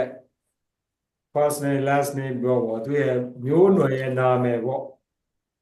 ပြီးမှခရစ်တုဆိုတာကအဲ့ဒီ prophet တွေပြောခဲ့တာနဲ့သူရဲ့အဖြစ်တဘာဝနဲ့တွေ့လဲဆက်လိုက်တဲ့ခါကျမှယေရှုခရစ်တုဖြစ်လာ Jesus the anointed Jesus is the Christ အဲ့လိုပြောတယ် Whoever proclaims that Jesus is the Christ will be saved ခရစ်တော်ဒီစီလူချင်းခါတော့မက်ဆီးယားဖြစ်တယ်လို့ကြေညာဟောပြောသူသာလျှင်ကယ်တင်ခြင်းရမယ်လို့ပြောတာဆိုတော့ ဒီခရစ်တုယေရှုခရစ်တုလို့တော့ပြောလိုက်ခါမှာဟိုတပည့်တို့ဒီယုံကြည်သူဒီအတိုင်းအဝိုင်းနေမှာပဲဒီလိုမျိုးတတ်မှတ်မှာပေါ့နော်ဒါကျူးတွေကတော့ခရစ်တုဆိုတဲ့ဟာသူတို့ကတော့တတ်မှတ်မှာမဟုတ်ဘူးနော်အဲ့လိုပဲဖြစ်တော့ ဂျူးတွေကြတော့လေသူတို့လည်းတတ်မှတ်တာပဲတတ်မှတ်ဘာလို့ဆိုတော့သူတို့ကပေါ်တော်မှာတတ်မှတ်အောင်မှာဘာဖြစ်လို့လဲဆိုတော့ခုနကကျွန်တော်ပြောတဲ့ prophet တွေဒီမှာလေဒီဓမ္မဟောင်းမှာလည်းရှိတယ် prophet တွေကြိုတင်ဟောထားတဲ့အချက်တွေမှာလည်းခရစ်တုဆိုတဲ့ဟာကသူတို့တဲ့ပေါ်တော်ရေးကြီးသေးတယ်ခရစ်တုဆိုတဲ့ပေါ်ရေးကြီးတယ်ယေရှုကတော့သူ့နာမည်ပေါ့အဲ့လိုနဲ့ join လဲတဲ့အခါကျတော့ယေရှုဒီခရစ်တုဖြစ်ရေးဆိုတဲ့ပြည့်စုံခြင်းဖြစ်လာတယ်လေဆိုတော့ဂျူးတွေအတွက်ကခရစ်တုဆိုတဲ့ဟာကပိုတော်မှပြည့်စုံခြင်းရှိတယ်ခရစ်တော်ရဲ့တဘာဝခရစ်တော်ရဲ့ယဟန်အမျိုးအနွယ်ဒေးဗစ်ရဲ့မျိုးနွယ်ဆင်းသက်လာတယ်ဆိုပိုခိုင်မာစေတယ်ဟဲ့နာမည်က အဲ့ဆိုကိုတော့တပိတော့ကိုမိမယ်ဒီဂျူရီရဲ့သူ့ပေါ့နော်ဒီခရစ်တုဆိုတာပို့ပြီးတော့အတိတ်ပဲရှိမယ်ထင်တယ်သူတို့ကဒီခရစ်တော်ကိုကယ်တင်ရှင်အနေနဲ့လက်ခံဖို့တိတ်မခဲရဘူးလို့ထင်တယ်တပိတော့ကိုတော့ဘယ်လိုမှမသိဘူးနော် ဟုတ်တယ်လေခရစ်တော်ကိုဒီ anointed လို့လက်ခံမှာမက်ဆီးယားဖြစ်မှာလေခရစ်တော်ဒီဟိုဒီမှာဘိုးပြကြမ်းထဲမှာပြောထားတဲ့စီလူချင်းခါတော်သူဒီယေရှုဖြစ်တယ်လို့လက်ခံမှာခရစ်တော်သူတို့ဓမ္မစီယာဖြစ်လာမှာဟုတ်ကဲ့အဲ့လိုလက်မခံအဲ့လိုမချိတ်ဆက်နိုင်ဘူးဆိုသူတို့ကခရစ်တော်ကမက်ဆီယာမဖြစ်တော့ဘူးလေအဲ့အပြဿနာပေါ့နော်ဟုတ်ကဲ့ဟုတ်ကဲ့ဘာကဂျူးတွေအတွက်ကဟုတ်ကဲ့ခရစ်တော်ကိုလက်မခံနိုင်တာကအဲ့ဒီဟာပါလာပေါ့ပြီးလို့ရှိရင်ခရစ်တော်သူတို့အမြင်လွဲတာကခုနကတရားဥပဒေကိုပြောင်းလဲအောင်ဖျက်ဆီးတဲ့ပုံကိုဆိုရတာပေါ့နော်မိုးစေပြည့်ညတ်တန်းတွေကိုဖျက်ဆီးဖို့ဖွဲ့စည်းတဲ့ပုံကိုငါတို့ရဲ့ဘာသာတရား Judaism လို့ခေါ်တဲ့ဘာသာတရားကိုဖျက်ဆီးတဲ့ပုံကိုလို့သူတို့ကမြင်လို့အဲ့ဒါလက်မခံနိုင်တာအဲ့လိုမချစ်ဆက်နိုင်တာပေါ့အခက်အခဲကသူတို့ဥပဒေမှာဥပဒေလားတရားဥပဒေပဲကျန်လာမပြောနဲ့ဆိုတော့ extremist တွေဖြစ်သွားတာပေါ့အဲကြောင့်မလို့လက်မခံနိုင်ဒါပေမဲ့အဲ့ဒီအတွက်လည်းကျွန်တော်ခုနကကျွန်တော်ပြောခဲ့သလိုပေါ့ဂျူးတွေကိုကျွန်တော်တို့တွေကအဲ့လိုအပြစ်တင်ဖို့လည်းမဟုတ်ပါဘူးတစ်ဖက်မြောက်နားလည်ပေးဖို့ရှိတယ်ပေါ့လေဥပဒေကိုဒီတရားဥပဒေသူတို့လိုက်ချရပြလဲသူတို့မှလည်းကုသိုလ်ရတယ်ဆိုတာပြောချင်တယ်နော်လုံးဝကြီးတခါတည်းအပြစ်ထဲမှာဖြစ်ဒုက္ခပင်လယ်ဝင်နေတဲ့ပုံကိုယ်တွေလို့တော့ကျွန်တော်တို့ကသူတို့ပြစ်တင်လို့မရဘူးပေါ့ဆူဆွဲလို့မရโอเคဆိုတော့ဆက်ပြီးတော့ကြည့်မယ်လေအဲ့မှာဒါမယ်ဆိုတော့ but in the centuries just before Jesus' birth when the Jews came under the foreign rule the meaning of the term changed more and more to mean a deliverer one who would rid Israel of foreign tyrants belief divided into two types of Messiah a royal one and a priestly one and some people believe in both or in someone who will combine the two. So, if you go to La Balesro, through a Juriga, Punaga Roma, they love your old chok de Kama, through Loloze, Logeniraga, the deliverers or a Gadishin. No? Through my Gadishin to wood all and it changing my crit or jolly, through a crit or Messiah, the anointed, so they are named Eurovene, the Loka Ochoke, being a Leoka getting a pogo to the Pekka, Elbega later, no? A later be you do a cover, crit or through a Pobeka, being the bargain though. Kunajaro brother, Tolhilo de Kamatu, not being what Tolhilo, a charm as a Louis La, the Lower crit or through a by my way. လက်ခံတဲ့လူရှိတယ်တချို့ကြတော့လည်းအေးပေါ့ priestly one ယဟန်မျိုးနွယ်အနေနဲ့စဉ်းသက်လာတဲ့ဟာလည်းလက်ခံတယ်အဲ့လိုနှစ်ဖွဲ့ကွဲတယ်ပေါ့အဲကြောင့်မလို့နော်တချို့ကြတော့လည်းအဲ့နှစ်ခုစလုံးပေါင်းတယ်ပေါ့ခရစ်တော်မှာဘယင်တပါးကဲဆိုလည်းငါတို့ကိုလောကကယ်တင်ရှင်လည်းဖြစ်မယ်တစ်ဖက်ကလည်းဟိုယဟန်မျိုးနွယ်စဉ်းသက်နှစ်ဖက်စလုံးကိုသူလုံးလိုက်မယ်ပေါ့ရောမတွေကိုလည်းသူတိုက်ထုတ်လိုက်မယ်ပြီးရင်ငါတို့ကိုကယ်တင်ရေးလည်းပေးမယ်ဆိုတော့အနေနဲ့ကြိုဆိုလက်ခံတဲ့လူလည်းရှိတယ်တဲ့အဲ့လိုခရစ်တော်ပေါ်မှာသူတို့ကွဲပြားသွားကြတယ် Some Jewish texts refer to a heavenly Messiah such as the Son of Man in the book of Daniel a 2nd century BCE work but most sources saw the Messiah in political terms တချို့ကြတော့လေ Daniel ရဲ့ကျမ်းထဲမှာရေးသလိုပေါ့နှစ်ရာစုမှာရဲ့ဒန်နီယယ်ကျမ်းထဲမှာဆိုလို့ရှိရင်မက်ဆီယကဘုရားကဆင်လို့လိုက်တဲ့ကောင်းကင်ကလာတဲ့မက်ဆီယလို့လက်ခံတဲ့ပုဂ္ဂိုလ်ရှိသလိုအများပိုင်းကကြတော့လေခုနကပြောသလိုနိုင်ငံရေးအရကဲတင်မဲ့ပုဂ္ဂိုလ်ဖြစ်တယ်လို့လက်ခံတဲ့လူကပုံများတယ်တဲ့နော်အဲ့ဒီခေတ်မှာတကယ်စုကြွလာတဲ့အချိန်မှာသူနဲ့တွေ့ကြုံရတဲ့လူတွေမှာChristians routinely think of Jesus as Messiah, but in the Gospels, he consistently avoids using that term for himself. The Baga Krianiaro, Critogo, Messiah, and in Nera Lekangajare, that we met Critogo, Messiah, so I don't know what done as though Shawn, though to Messiah, Crito, no? In the first part of the Mark's Gospel, he silences those such as demons who use it of him. The Nasoriale, Shen Margure, Jazama, the Nasoria, Tendi, Messiah Pidero, Chui Georgia, Kazaro, Credo, take sickness, take a kindness. Jesus feared that any use of the term would cause people to misunderstand his mission. To a Jagaro, Kuna Godoro, Nale Rema Chaude, to a mission about the Luria, Kuna Godoro, no? Payin Bega, Payin the Ban in the Lacan, she did the Pegale,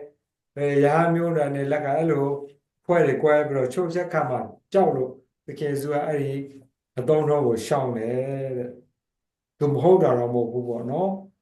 သူက Messiah ဖြစ်တယ်သို့တော့အတတ်နိုင်ဆိုအဲ့ဒီသုံးလုံးကိုရှောင်တယ် which was to redeem the people from sin တကယ်ဆို mission ကအဓိကသည်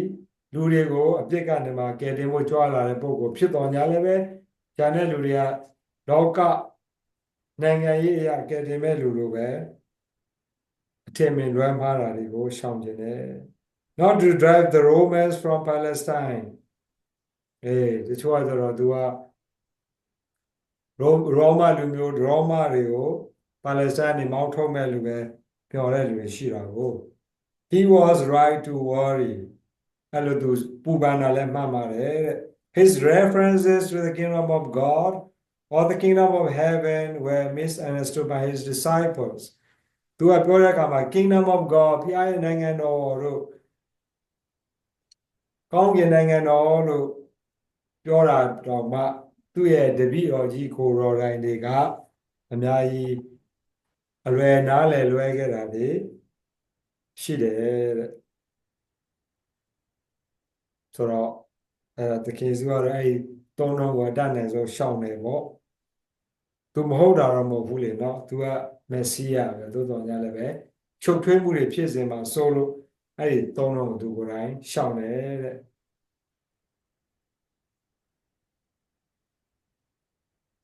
အဲ့မှာအဲ့ရှင်မာကုရဲ့ကျမ်းစာမှာပဲကြည့်တဲ့အခါကျတော့တကယ်ဆိုကအဲ့ဒီမက်ဆီးယာဆိုတဲ့အသုံးလုံးကိုဘယ်တော့အခါမှလက်ခံတယ်လဲဆိုတဲ့အခါကျတော့သူ့တပည့်တော်ကြီးတွေကိုသူဟာဒုက္ခစရာခံရမယ်သူကအသေးခံမယ်ပြီးတော့ဒီဒုက္ခစရာအပြင်လူတွေကိုကယ်တင်မယ်ဆိုတဲ့ဟာကိုတွန်းသင်ပြီးတဲ့နောက်ပိုင်းကျမှပဲတကယ်ဆိုကမက်ဆီးယာဆိုတဲ့အသုံးလုံးကိုသုံးတယ်လိုလားဖော်ပြတာလေဆိုတာကိုတွေ့ရတယ်တဲ့ Yes the title died off when Christianity moved outside Judea အဲ့ဒီခရစ်ယာန်ဂျူဒေးယားနေမှာတခြားဘယ်လိုပြောမလဲပြည်နယ်တွေကိုနော်ပြန့်နှံ့သွားတဲ့နောက်ပိုင်းမှာဒီမက်ဆီးယာဆိုတဲ့သုံးတော်ကသူ့အတူပျောက်သွားတယ်ဂျူဒေးယားလူတွေကပဲအဲ့ဒီမက်ဆီးယာနဲ့ကပို့ပြီးတော့ strong ဖြစ်တဲ့သဘောပေါ့နော်ကျန်တဲ့ပြည်နယ်တွေကတော့ခရစ်တော်ဖြစ်လက်ခံတယ်ဟိုမက်ဆီးယာငါတို့ကယ်တင်တော့မယ်ဆိုတာတွေတိတ်ပြီးတော့ strong မဖြစ်တဲ့သဘော It does not appear in the epistles most of which were written to Gentile converts for whom the term could be even more confusing than to the Jewish disciples အဲ့ဒီမက်ဆီးယာဆိုတဲ့သုံးလုံးကတပည့်တော်ကြီးတွေနောက်ပိုင်းမှာရေးသားတဲ့ဆုံးမစာတွေမှာမတွေ့ရဘူးတဲ့။ဘာဖြစ်လို့လဲဆိုတော့အဲ့ဒီစာတွေကဂျူးလူမျိုးမဟုတ်တဲ့တခြားလူမျိုးစုတွေကိုရေးတာဖြစ်တဲ့အတွက်ခရစ်ယာန်အဖြစ်နဲ့ပြောင်းလဲလာကြတဲ့တခြားလူမျိုးစုတွေကိုရေးတာဖြစ်တဲ့အတွက်မက်ဆီးယာဆိုတဲ့အသုံးတော့ကတော့မတွေ့ရဘူးတဲ့။ဘာဖြစ်လို့လဲဆိုတော့သူအန်တယ်ကဂျူးလူမျိုးတွေမှာဖြစ်တဲ့ရှုပ်ထွေးမှုနားလည်လွဲမှုတဲ့ပိုးတော်ဆိုးနိုင်တယ်တဲ့အဲ့ဒီဂျူးလူမျိုးမဟုတ်တဲ့လူတွေကိုသွားပြောရင်ပိုးတော်ရှုပ်ထွေးမှုတွေဖြစ်နိုင်တယ်ဆိုတာကိုသိကြတဲ့အတွက်ကြောင့်မို့လို့အဲ့ဒီကြာရည်ပုံကိုယ်တွေကအဲ့ဒီသုံးလုံးကိုတော့မသုံးကြတော့ဘူးတဲ့ဂျူးတွေကပြပအဲဒီပေါ့နော်ဟုတ်ပြီAlthough Jesus tried to convince people of a new idea of the Messiah as one who will redeem by suffering, the notion of political Messiah was so ingrained that some of Jesus' Jewish opponents, as well as suspicious Romans, did not make such distinction between popular belief and what Jesus had to say. At all.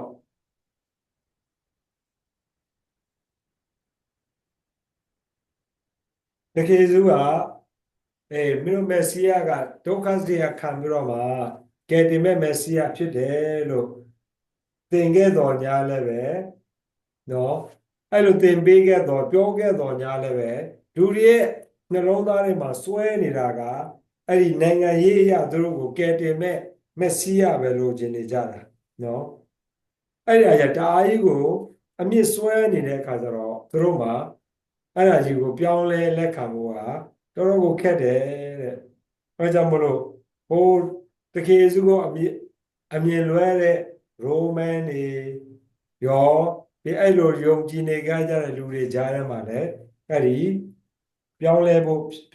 ဖြစ်ဖို့ကတော်တော်လေးကိုခက်ခဲခဲ့တယ်တဲ့နော်မခွဲခြားနိုင်ကြဘူးခရစ်တော်သည်နိုင်ငံရေးကယ်တင်ရှင်လားယဟန်တစ်ပါးအနေနဲ့စီလူးခြင်းခံရတဲ့မက်ဆီယအနေနဲ့ကယ်တင်ပါလားဆိုတာအဲ့ဒါကိုဘယ်လိုမှကိုခွဲခြားနိုင်စွာမရှိခဲ့ကြဘူးတဲ့တော့ဒါကမက်ဆီယဆိုတဲ့အသုံးအနှုန်းနဲ့ပတ်သက်လို့လူတွေမှာဖြစ်ပေါ်နေလူတွေရဲ့ expectation လူတွေရဲ့မျှော်လင့်ချက်နဲ့တကယ်တမ်းခရစ်တော်ပေးမဲ့ခရစ်တော်ဖြစ်တဲ့မက်ဆီယဖြစ်ခြင်းသည်အဲ့လိုကွဲပြားနေတယ်မဆုံနိုင်ဘူးပေါ့နော်အဲ့မှာအခက်အခဲရှိတယ်ဆိုတော့ပြောပြတာပေါ့နော်အဲ့တုန်းကလူတွေရဲ့ယုံကြည်ချက်စွမ်းစိတ်ခံယူချက်တွေဟုတ်ပြီလို့ရှိရင်နောက်တစ်ခုက apocalypticism and eschatology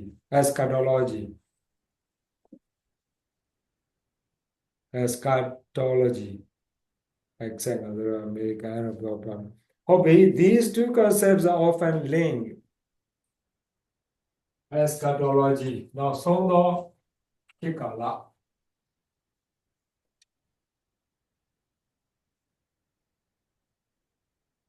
quite good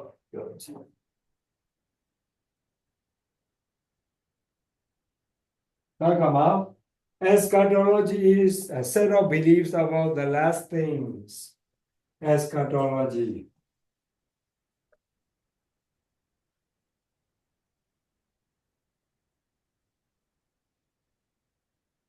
Yeah, they got the last things. Now, so much.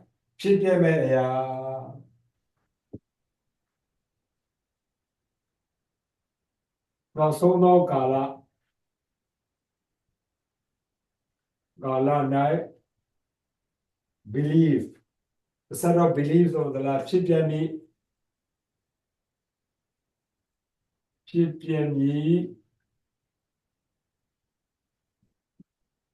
Ayamiago, Yojije.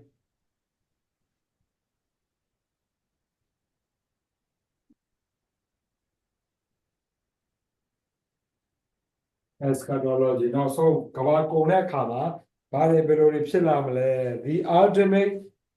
ultimate destiny of individuals and the whole created order. Do Jin in the Dolagon, Pazin Jinji Tekulo and in the Dolagon. Now, Sono Kalama, Belori Pilamale Sarago, Yojiraga, eschatology. Apocalypticism is a belief in the imminent end of things. Salon the Kuya.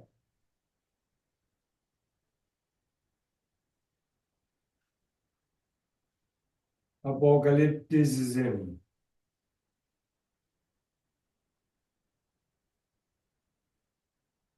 Okay. Apocalypticism. Apocalypticism Suraga, the imminent end of things.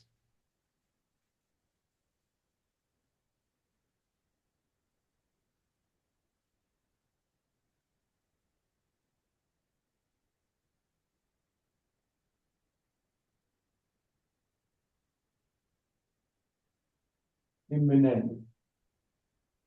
Ayahutu Nama Chechen. Majami, what imminent.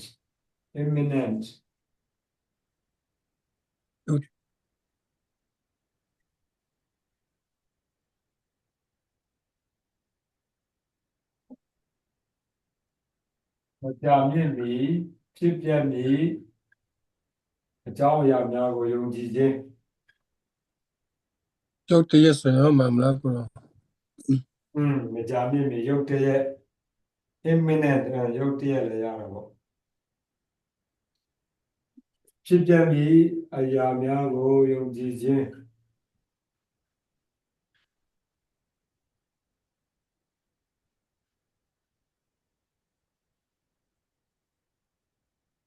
ရုတ်တရက်တော့ imminent ဆိုတော့ဒီပေါ့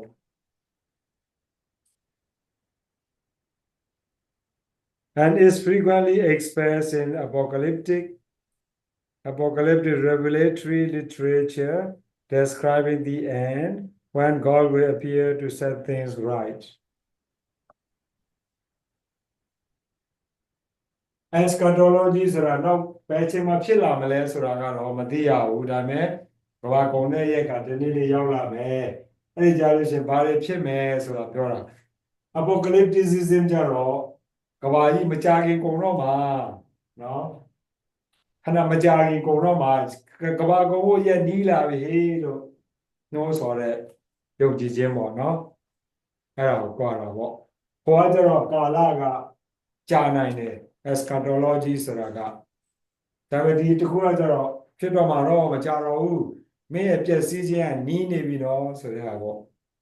အဲ့ဒီလိုပြောတဲ့ပေါ့ကိုတော့နောက်ဆုံးတော့ကာလကကဘာကောင်တာပြောတာ individual အတွက်ဟိုပြောဆိုလိုတာလားဒီ နောက်ဆုံးတော့ကာလဆိုတာကဘာကုန်တဲ့ကာလပေါ့ ကာလဟုတ်ကဲ့ဟုတ်ကဲ့ ကဘာကုန်တော့ကာလအဲ့လိုပြောနေရတယ်လေကဘာကုန်ခြင်းကဘာကုန်ခြင်းဖြစ်ပြပြီးအကြောင်းအရာများကဘာကုန်ဒီခါတိုင်းအနေနဲ့ပြောဘယ်လိုပဲဟောအနေနဲ့ကျွန်တော်တို့ကကဘာကုန်တော့မယ်ဆိုရင်ချက်ချင်းဖြစ်မယ်လို့မထင်ဘူးလေကြာအောင်မယ်ငါတော့ဒီမှာမြည်မယ်ဆိုရဲ idea ရှိတယ်လေနော်ဘယ်သူမှကိုယ်ကဘာကြီးချက်ချင်းကုန်မယ်လို့မထင်ဘူးလေညော်တယ်အဲ့ဒီမဲ့ eschatology apocalypticism မဟုတ်ဘူးမကြာတော့နီးနေပြီအဲ့ဒါမျိုးဘာမှလဲဟိုတချင်းတွေရှိတယ်လေနော်ဒီကာလနီးနေပြီအဲ့ဒါအဲ့ဒါချက်ရှိပါတယ် when God will appear to set things right ဒီမှာဘုရားပေါ်လာလိမ့်မယ်ဘုရားကြွလာမယ်အကုန်လုံးစီရီဇပ်အကုန်လုံးစီရင်စရာရှိစီရင်မယ်ဘာလို့စရာရှင်းလုံးမယ်ဆိုတာပြင်ဆင်ကြဆိုတာဟောရေးပေါ် God's appearance is marked by the heavens opening and or signs in the sky အဲ့ကြတဲ့ကြောင့်ကမ္ဘာမြေကြီးပေါ်မှာကောင်းကင်မှာကမ္ဘာမြေကြီးပေါ်မှာခါရဲဖြစ်ပြလာလိမ့်မယ်ဗာလဲ science ဒီကနေ့ ဗာလဲဟိုခြေနေတွေအမှတ်တညာတွေပေါ်လာလိမ့်မယ် cosmic battle between the forces of good and evil ကောင်းတဲ့အဆိုးဘောကကဘာကြီးမှာဖြစ်နေတဲ့အကောင်းနဲ့အဆိုးရဲ့တော်ဆွဲမှုတိုက်ခိုက်မှုတွေလည်းမကြခင်ဖြစ်လာတော့မယ်ဆိုတဲ့ဟာပေါ့ apocalypticism the word comes from the Greek word apocalypsis which means revelation ပေါ်ပြခြင်း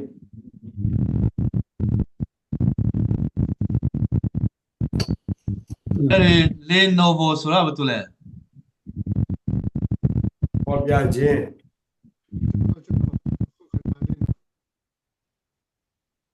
လေနိုဘောဖြစ်တာဟုတ်တယ် Robo baby. Okay, which means revelation. We can easily see how eschatology and apocalypticism could be linked, but we must be careful in saying anything definite about either of them. They do not tell us about actual events. No one could accurately predict the end of the age, nor could anyone be sure in what form God could come upon the world. So, fellow eschatology, apocalypticism,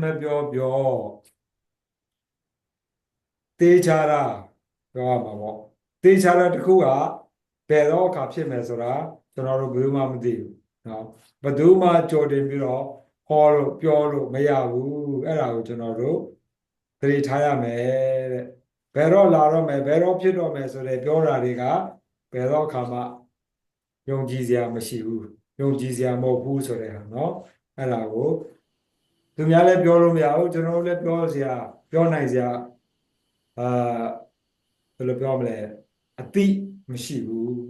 ဘယ်သူမှကြိုပြီးတော့မသိပါဘူးဆိုတာတော့သတိထားရမယ်သတိရမယ်တဲ့နော်ဟုတ်ကဲ့ Most scholars believe that these two, and especially apocalypticism, arose from a puzzlement on the part of the ancient Jews as to why they, the chosen people, continually found themselves under the thumb of foreign conquerors, such as the Persians, Macedonians, and Romans. အဲ့ဒီ apocalypticism ဆိုမကြခင်အောင်ချက်ချင်းကိုဖြစ်လာတော့မဟေးမျောနေထားကြစိတ်ခိုင်ခိုင်ထားကြဟုတ်လားမကြတော့ဘူးဆိုတဲ့နှိုးဆော်ချက်တွေကဘာလို့ဖြစ်တယ်လဲဆိုလို့ချင်းအဲ့ဒီဂျူးလူမျိုးတွေကလေဂျူးလူမျိုးတွေကဖျားရွေးထည့်ထားတဲ့ဂျူးလူမျိုးတွေကပါရှန်လူမျိုးတွေအောက်မှာလည်းကြာရောက်ခဲ့ဘူးတယ်မက်ဆီဒိုးနီးယန်လူမျိုးတွေအောက်မှာလည်းကြာရောက်ခဲ့ဘူးတယ်ပြီးနောက်ဆုံးကျတော့ရိုးမာရဲ့ဖိနှိပ်မှုတွေမှာလည်းနေခဲ့ရတော့အဲ့ဒီအကိုခံစားရခက်လွန်းလို့တယောက်နဲ့တယောက်အားပေးရင်နှစ်သိမ့်ရင်နဲ့အဲ့လိုသုံးနှုန်းတွေဖြစ်လာတယ်ပေါ့နော်မပူနဲ့ဖြစ်တော့မှအခုဟိုပြောမယ်ဆိုမြန်မာပြည်လိုပေါ့မကြခင်တော်လိုက်အောင်မြင်တော့မယ်တယောက်နဲ့တော့အားပေးကြတယ်လို့ပေါ့ဒါပေမဲ့ဘယ်တော့ဖြစ်လာမလဲဆိုတာဘယ်သူမှမသိဘူးတယောက်နဲ့တယောက်အားပေးရင်းနဲ့ဟွာရင်းနဲ့တခါတည်းကြီးကိုဖြစ်လာတော့မလို့မျောတဲ့လူကလည်းမျောတော့တာပေါ့တခါတည်းဖြစ်တော့မှဟေးဆိုဖြစ်မလာရင်အဲ့ဒီပြောခဲ့တဲ့သူကိုအပြစ်တင်တယ်အဲ့လိုတွေဖြစ်တာပေါ့အဲ့ဒါကြောင့်မလို့ကောင်းကျိုးဖြစ်ဖို့နဲတယ်အဲ့ဒါကြောင့်မလို့အဲ့လိုကသူတို့ကလည်းအဲ့ဒီလိုဖိနှိပ်ခံရတာဖိစည်းခံရတာများလို့တစ်ဖက်ကလည်းအဲ့ဒီရုံးထွက်ခြင်းနဲ့စိတ်တွေတအားများရင်းကနေမှအဲ့လိုဖြစ်ကြတာပေါ့နော်โอเคနောက်တော့နောက်ပိုင်းကျတော့အဲ့ဒီဒုက္ခခက်ခဲတွေကလူတွေရှက်လာတာပေါ့နော်အရင်ပိုင်းအနာဒါပေမဲ့နောက်ပိုင်းကျတော့ငါတို့ဘာလို့ဒုက္ခတွေရောက်တာလဲငါတို့ဘာလို့ဒီလိုနှောက်ယှက်တွေဖြစ်နေရတာလဲဆိုတဲ့ဟာကိုနှစ်ရာစုခရစ်တော်မပေါ်မီနှစ်ရာစုရောက်တဲ့အခါမှာဂျူးတွေကဘယ်ဘက်ကိုလှည့်သွားတယ်လဲဆိုရင်ကျွန်တော်တို့ဒုက္ခရောက်အောင်လုပ်တာကဘာလဲ demon ဆိုတဲ့နတ်ဆိုးကနေမှငါတို့အဲ့လိုလုပ်တာဆိုတော့အယူဆတွေနောက်ပိုင်းမှာဝင်လာတယ်တဲ့ဒါနောက်ဆုံးစာပိုင်းကအဲ့ဒါပြောတာเนาะဆိုတော့ဒီလောကကမ္ဘာကြီးမှာကောင်းတဲ့တွန်းအားတွေအင်အားတွေရှိသလိုဆိုးတဲ့အင်အားတွေလည်းရှိတယ်အဲ့ဒီအင်အားနှစ်ခုကလောကကမ္ဘာကြီးမှာတော့ဆွဲနေကြတယ်ဆိုတဲ့ဟာဘက်ကိုတစ်ဖြည်းဖြည်းနဲ့ဝင်လာတယ်လူတွေအပေါ်မှာတစ်ချိန်လုံးအပြစ်ဖို့တာတဲ့တစ်ဖက်ကလည်းနတ်ဆိုးရဲ့လှုပ်ဆောင်မှုတွေဖြစ်တယ်ဆိုတော့အသွေးအမြင်တွေလည်းဝင်လာတယ်တဲ့โอเคအဲ့ဒါတော့အဲ့မှာပဲထားပြီးသွားတဲ့အခါမှာနောက်တစ်ခုကကျတော့ Jewish groups of Jesus Day ဒါလည်းသိဖို့နည်းနည်းရေးကြည့်တယ်နော်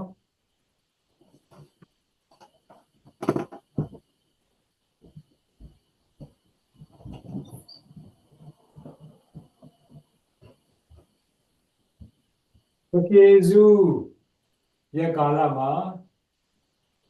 ဘယ်လိုလူမျိုးစားတွေဖြစ်ခဲ့ကြတယ်လဲ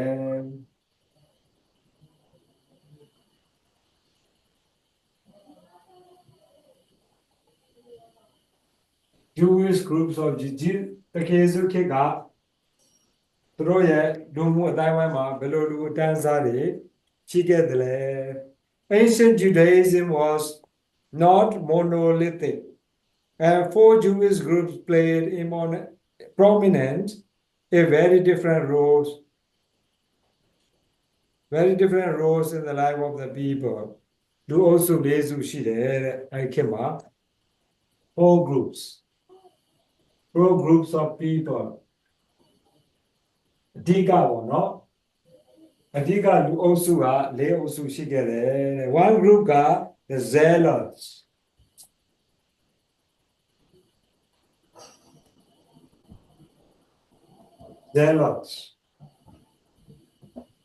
စိတ်ကပြင်းထန်သူများလို့ပြောမလားတော့မသိဘူးเนาะ was composed of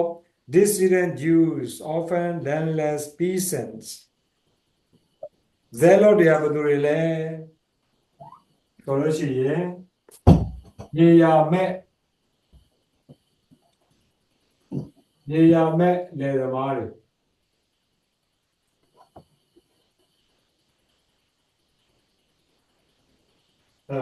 zealots who favored the violent overthrow of the Romans and their Jewish supporters, such as the Herodian dynasty. အဲ့လူတွေကဘာလဲဆိုတော့သူတို့လုပ်ချင်တာကသူတို့ကိုဖိနှိပ်အုပ်ချုပ်တဲ့ရောမတွေနဲ့ဘာလဲဟောတွေပေါ့ဘောမတွေရောမတွေနဲ့သူတို့ရောမကိုဘောမအဖွဲ့တွေပေါ့အဲ့လူတွေကိုတွန်းလှန်ခြင်းတဲ့ပုံကိုယ်တွေတွန်းလှန်ဖို့ရပြင်းထန်တဲ့ပုံကိုယ်တွေရောမနဲ့ရောမလူမျိုးပေါ့နော်သူတို့ကိုထောက်ခံတော်သူများထောက်ပံ့တော်သူများ supporters ထောက်ခံတယ်ထောက်ပံ့တယ်ဒါဒီလိုပဲပေါ့နော်ထောက်ပံ့တော်သူများကိုနေလို့တယ်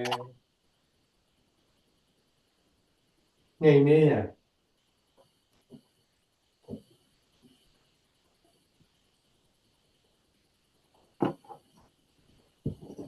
ဘာလို့ရအောင်ဒီကျွန်တော်လည်းရ Okay အဲ့လူတွေက zealous တွေခေါ်တယ်တဲ့ Some zealous acted like modern terrorists တချို့ zealous တွေကခုကျွန်တော်တို့ခေတ်ပေါ်အကြမ်းဖက်သမား terrorist အကြမ်းဖက်သမားတွေနဲ့ဆင်တယ်တဲ့ assassinating individual Romans ရောမလူမျိုးတွေတယောက်စီကိုလိုက်တတ်တဲ့လူတွေ often non-combatants ဟိုစစ်သားမဟုတ်ဘဲနဲ့တိုက်ခိုက်တဲ့လူပဲနဲ့ရိုးအယက်သားပေါ့နော်အယက်သားလူတွေအယက်သားတွေကိုလိုက်တတ်တယ်တဲ့ with no warning ဘာမှကြိုတင်သတိမပေးဘဲနဲ့ The Romans called them sicari or dagger carriers sicari or dagger carriers ဒါဆောင်ထားသူများပေါ့ dagger carriers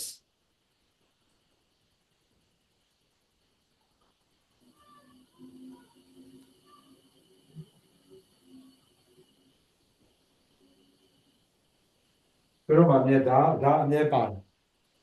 တယ်လက်သူတို့ချောင်းတို့ခြေတွေကောင်းသူတို့ရောမလူမျိုးတွေတတ်တယ်ပေါ့အဲ့ဒါတွေကို zealous လို့ခေါ်တယ်တဲ့ In the year 66 the zealous movement arrived when they raised a revolt against Rome and found to their surprise large segments of the population even some priests and aristocrats joining them in the doomed cause သူတို့ရဲ့တကယ်အရေးကြီးတဲ့အချိန်ကတော့နှစ်66ရာ BC ပေါ့ AD ပေါ့နော်66ခုနှစ်မှာတဲ့အဲ့လူမျိုးရောမလူမျိုးတွေကိုသူတို့တော်လှန်ပုံကန်ကြတယ်အဲ့ခါမှာအဲ့လိုတော်လှန်ပုံကန်တဲ့အခါမှာအဲ့သူတို့ရဲ့လူများပိုင်းကသူတို့ဘက်ကနေမှပါဝင်တာကိုအံ့ဩစွာတွေ့ရတယ်တဲ့အဲ့ဒီမှာယဟန်နေနဲ့အကြီးကြီးတွေတော့မှပါတယ်တဲ့သူတို့ထောက်ခံတဲ့လူတွေပေါ့နော်ဟုတ်ကဲ့ဒါတစ်ပိုင်းဟုတ်ပြီအဲ့မှာ zealot ဆိုတဲ့အခါမှာ Simon the zealot ကျေလူကအခန်းကြီး6အခန်းကြီး15တမန်တော်ကျမ်းအခန်းကြီးတမန်တော်ဝတ္ထုအခန်းကြီး1အခန်းကြီး73မှာတွေ့ရတယ်တကယ်ဆိုရွေးချယ်တဲ့တပည့်တော်ကြီးဆက်နေပါတဲ့မှာ Simon the zealot စီမုန်လက်ပါတယ်နော်အဲ့ဒါသူကအဲ့ဒီ zealot အဖွဲ့ဂိုင်းသားပြောမှာပေါ့နော် ဒါကတပိုင်း zealous ဆိုတဲ့လူတွေနောက်တစ်ခုကကျတော့နောက်တစ်ခုကကျတော့ a sin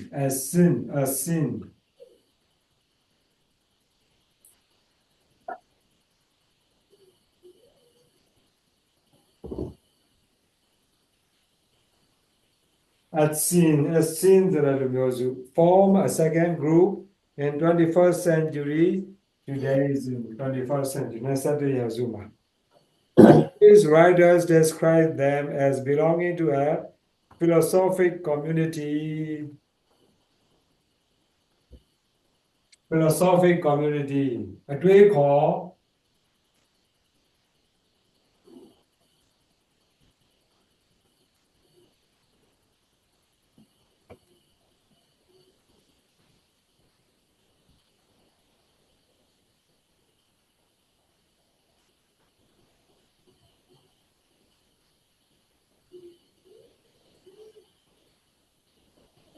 အတွေးခေါ်အဖွဲ့အစည်းတစ်ခုအတွေးခေါ်တစ်ခုကိုလက်စုပ်လက်ကင်ထားတဲ့အဖွဲ့အစည်းတစ်ခုရဲ့အဖွဲ့ဝင်တွေဖြစ်တယ်ဆိုတော့တွေ့ရတယ်တဲ့ We are philosophic community right and withdrawing from the world in order to practice virtue ပြီးရင်ပါရမီကျင့်ဖို့အတွက်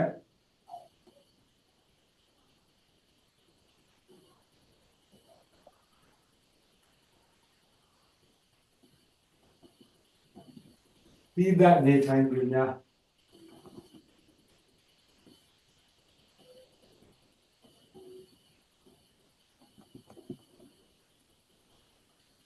ပါရမီကျင့်မယ်ဆိုပြီးတော့မှတခြားလူအဖွဲ့အစည်းတွေမှာဝေးရအောင်သွားပြီးတော့ပြီးတဲ့တနေရာမှာသွားနေကြတဲ့ပုံကိုယ်တွေကို Essenes လို့ခေါ်တယ်တဲ့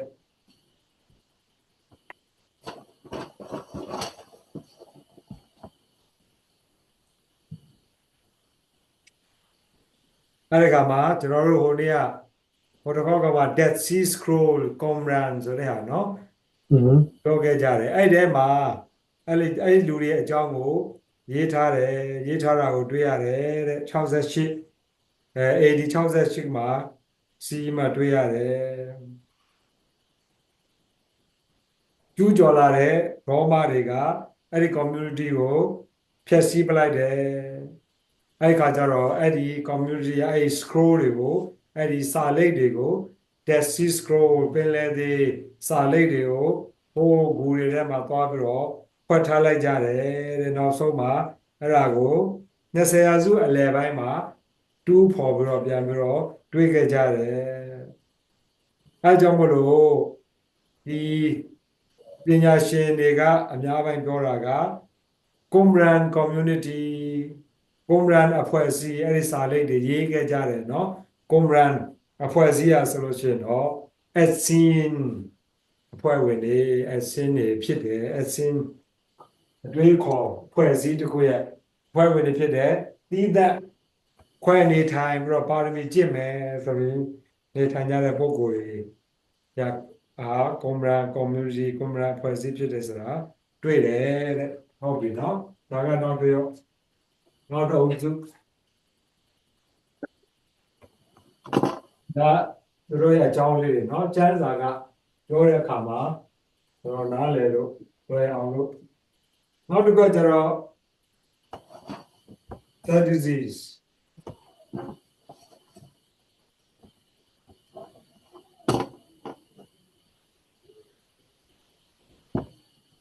Sadducee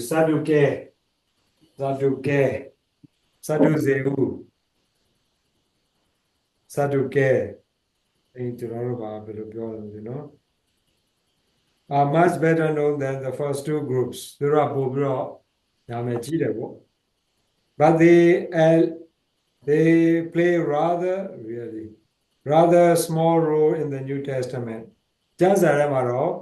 Sadducee တွေအကြောင်းကိုသိမကြားမတွေ့ရပါဘူးတဲ့ they only appear in the 3 of the Gospels ဧဝံဂေလိကျမ်းစာ3စုံမှာတွေ့ရတယ်ရှင်ယောဟန်တော့သူတို့အကြောင်းဘယ်တော့မှမပြောခဲ့ဘူးတဲ့ and in the Acts of the Apostles တမန်တော်ဝတ္ထုမှာသူတို့အကြောင်းတွေ့ရတယ် အဲ့မှာတော့ပို့ပြီးတော့ဟိုရှင်မာကူတို့ရှင်လူကာတို့နှစ်ခုပေါင်းတာတော့တက်တော်မှသူတို့အကြောင်းကိုဒီတမန်တော်သူကပို့ပြီးတော့ပြောတာကိုတွေ့ရတယ်တဲ့သူတို့ကဘယ်ကနေလာလဲ ruling class သူတို့ဟာအုပ်ချုပ်သူအတန်းအစားဖြစ်တယ် Sadducees အုပ်ချုပ်သူလူတန်းစားကလာတယ်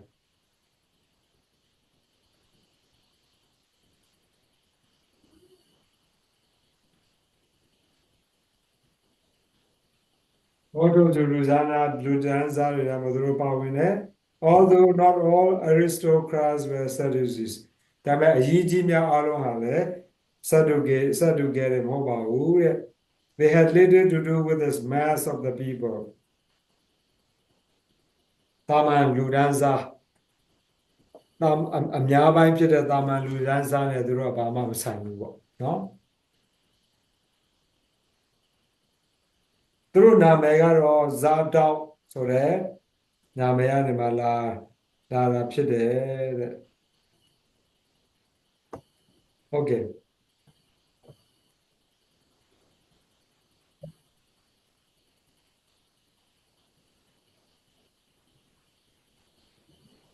ူတို့တွေကအရင်ကတော့တခေစုကိုဘာမှယူမဆိုင်ခဲ့ကြဘူးဒါပေမဲ့တခေစုကဂျေရုဆလင်ကိုသွားတဲ့အခါကျမှဒီဇတ်ဒုကရီနဲ့တွေ့တယ်ပေါ့ထိတ်တာတွေ့တယ်အဲ့မှာတခေစုအနောက်ကလိုက်ပြီးတော့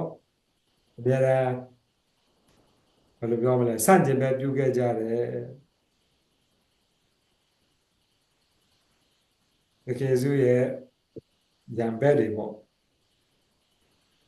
ဟုတ်ကဲ့ဒါလည်းဖတ်ကြည့်ကြပါတော့ကွာတော့ကျွန်တော်ရေးထားပေးရတယ်နားလည်သလားဖာရဇီနောက်တစ်ခုကဖာရဇီဦး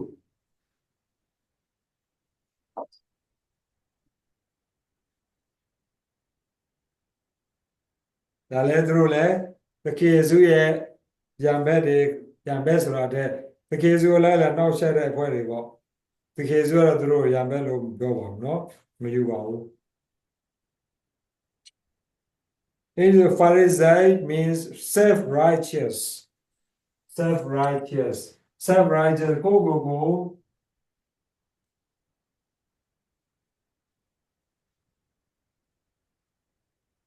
ကိုဖြောင့်မတ်သူယူဆသူများ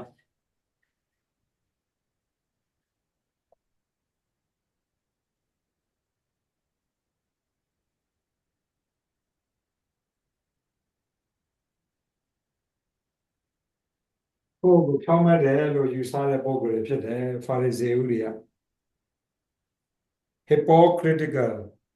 hypocritical ဆိုတာကအဲ့ဟာပေါ့ hypocrite ပေါ့နော် hypocrite ဆိုဟန်ဆောင်သူများ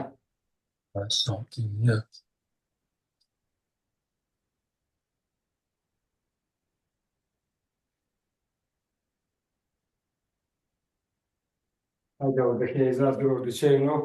သူတို့ဟန်ဆောင်တာကိုသိလို့တခေဆိုသူတို့တစ်ချိန်လုံးအပြစ်တင်ဝေဖန်တယ်ပြင်ပေးတာပေါ့လေမှာတော့နော်The word Pharisee most likely means the separated ones, suggesting the Pharisees who first within the second century separated themselves from other Jews, not physically but by their observance of the law. Separated ones. ဒီကြားနေထိုင်တာပြောမလားနေထိုင်တာမဟုတ်ဘဲနဲ့ဒီကြားခွဲထွက်သူများနေတာကတော့သူများနဲ့အတူနေတယ်ဒါပေမဲ့သူတို့ရဲ့စိတ်ဓာတ်မှာတော့သူများနဲ့သူတို့ကပိုကောင်းတယ်လို့ခံယူထားတဲ့စိတ်ဓာတ်အရာသူများတွေနဲ့အတူမရောဘူးပေါ့ဗျာနော်ဘာဖြစ်လဲဆိုတော့သူတို့ကမှတကယ်ကိုဥပဒေကိုအတိအကျအပြည့်ပြည့်ဝဝဖြည့်ဆည်းတဲ့ပုံကိုယ်တွေဆိုခံယူထားတဲ့ပုံကိုယ်တွေသူများနဲ့ဖတ်မလို့ဘူးပေါ့သူများနဲ့အဲ့လိုပုံကိုယ်တွေပါရဇေဦးတွေကဟုတ်ပြီဒါလည်းအများကြီးတွေ့ပါတယ်เนาะကျွန်တော်တို့ပါရဇေဦးတွေအကြောင်းပြမသူတို့အဓိက ပါရဇေဥတွေနဲ့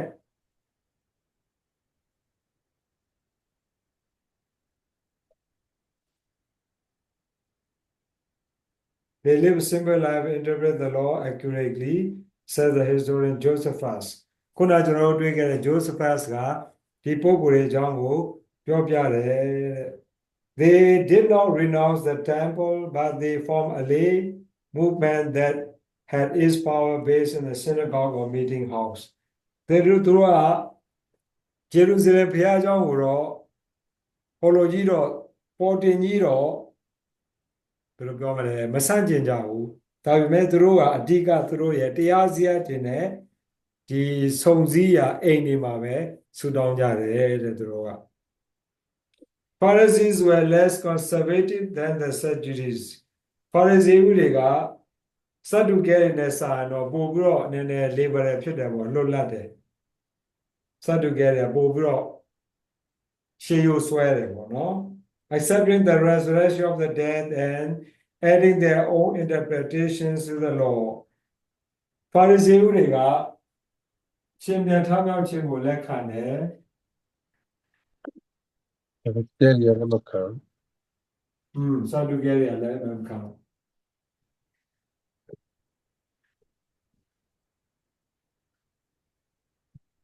Sadducees တွေကရှင်ပြန်ထမြောက်ခြင်းမရှိ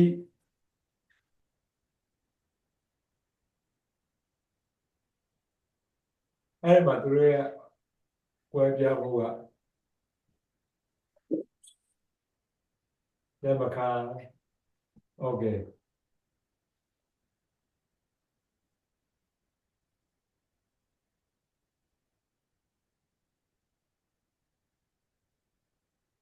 တို့တဲ့ပြဿနာတကွာပါရဇေဥတွေကဒီဥပဒေကိုတရားဥပဒေကိုလက်နက်ကျင့်သုံးရမယ်ဆိုတာတိတိကျကျပြောတယ်ပြောရင်လည်းဘာဖြစ်လဲဆိုတော့တခါလေကြားလို့ရှိရင်ဥပဒေကိုလိုက်နာကျင့်သုံးဖို့အတွက်ဥပဒေရဲ့မပါတာတွေလက်ထပ်ဖြည့်ပြီးတော့မှလူတွေကိုလိုက်နာခိုင်းကြတတ်ကြတယ်တဲ့တခါလေကြားထွင်တာပေါ့ဗျာနော်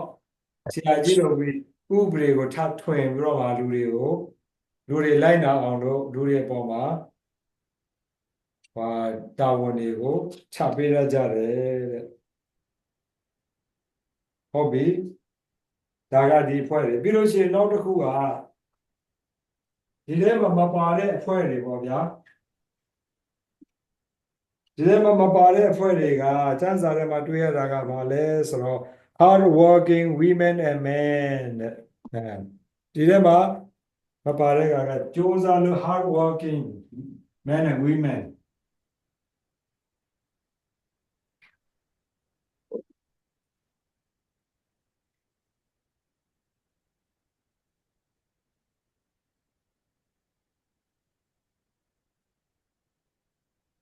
Hello, Josa, no Kanjado, Amioda, Amiodami, who did not belong to the Mama Bala, but who faithfully worship the God of their ancestors by observing Torah. They are already the Torah, yet from them who go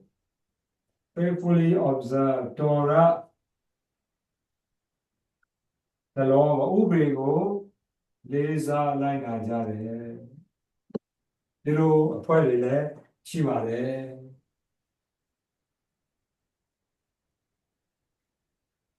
ရိုးရိုးရှင်းရှင်းလေးနေတယ်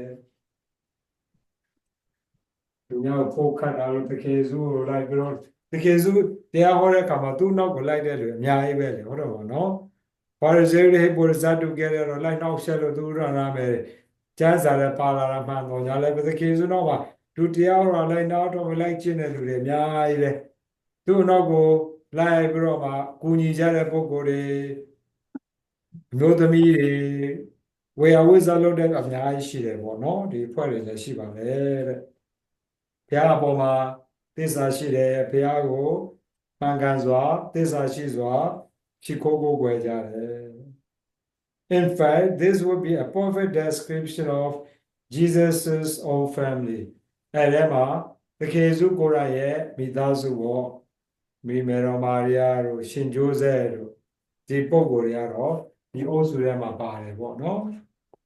သူတို့တွေလည်းရှိပါတယ်တဲ့ဟုတ်ကဲ့ဒါကကျွန်တော်တို့ရဲ့ New Testament နဲ့ပတ်သက်တဲ့ဟာပေါ့ introduction ခဏလေးဟောပေးလိုက်အောင်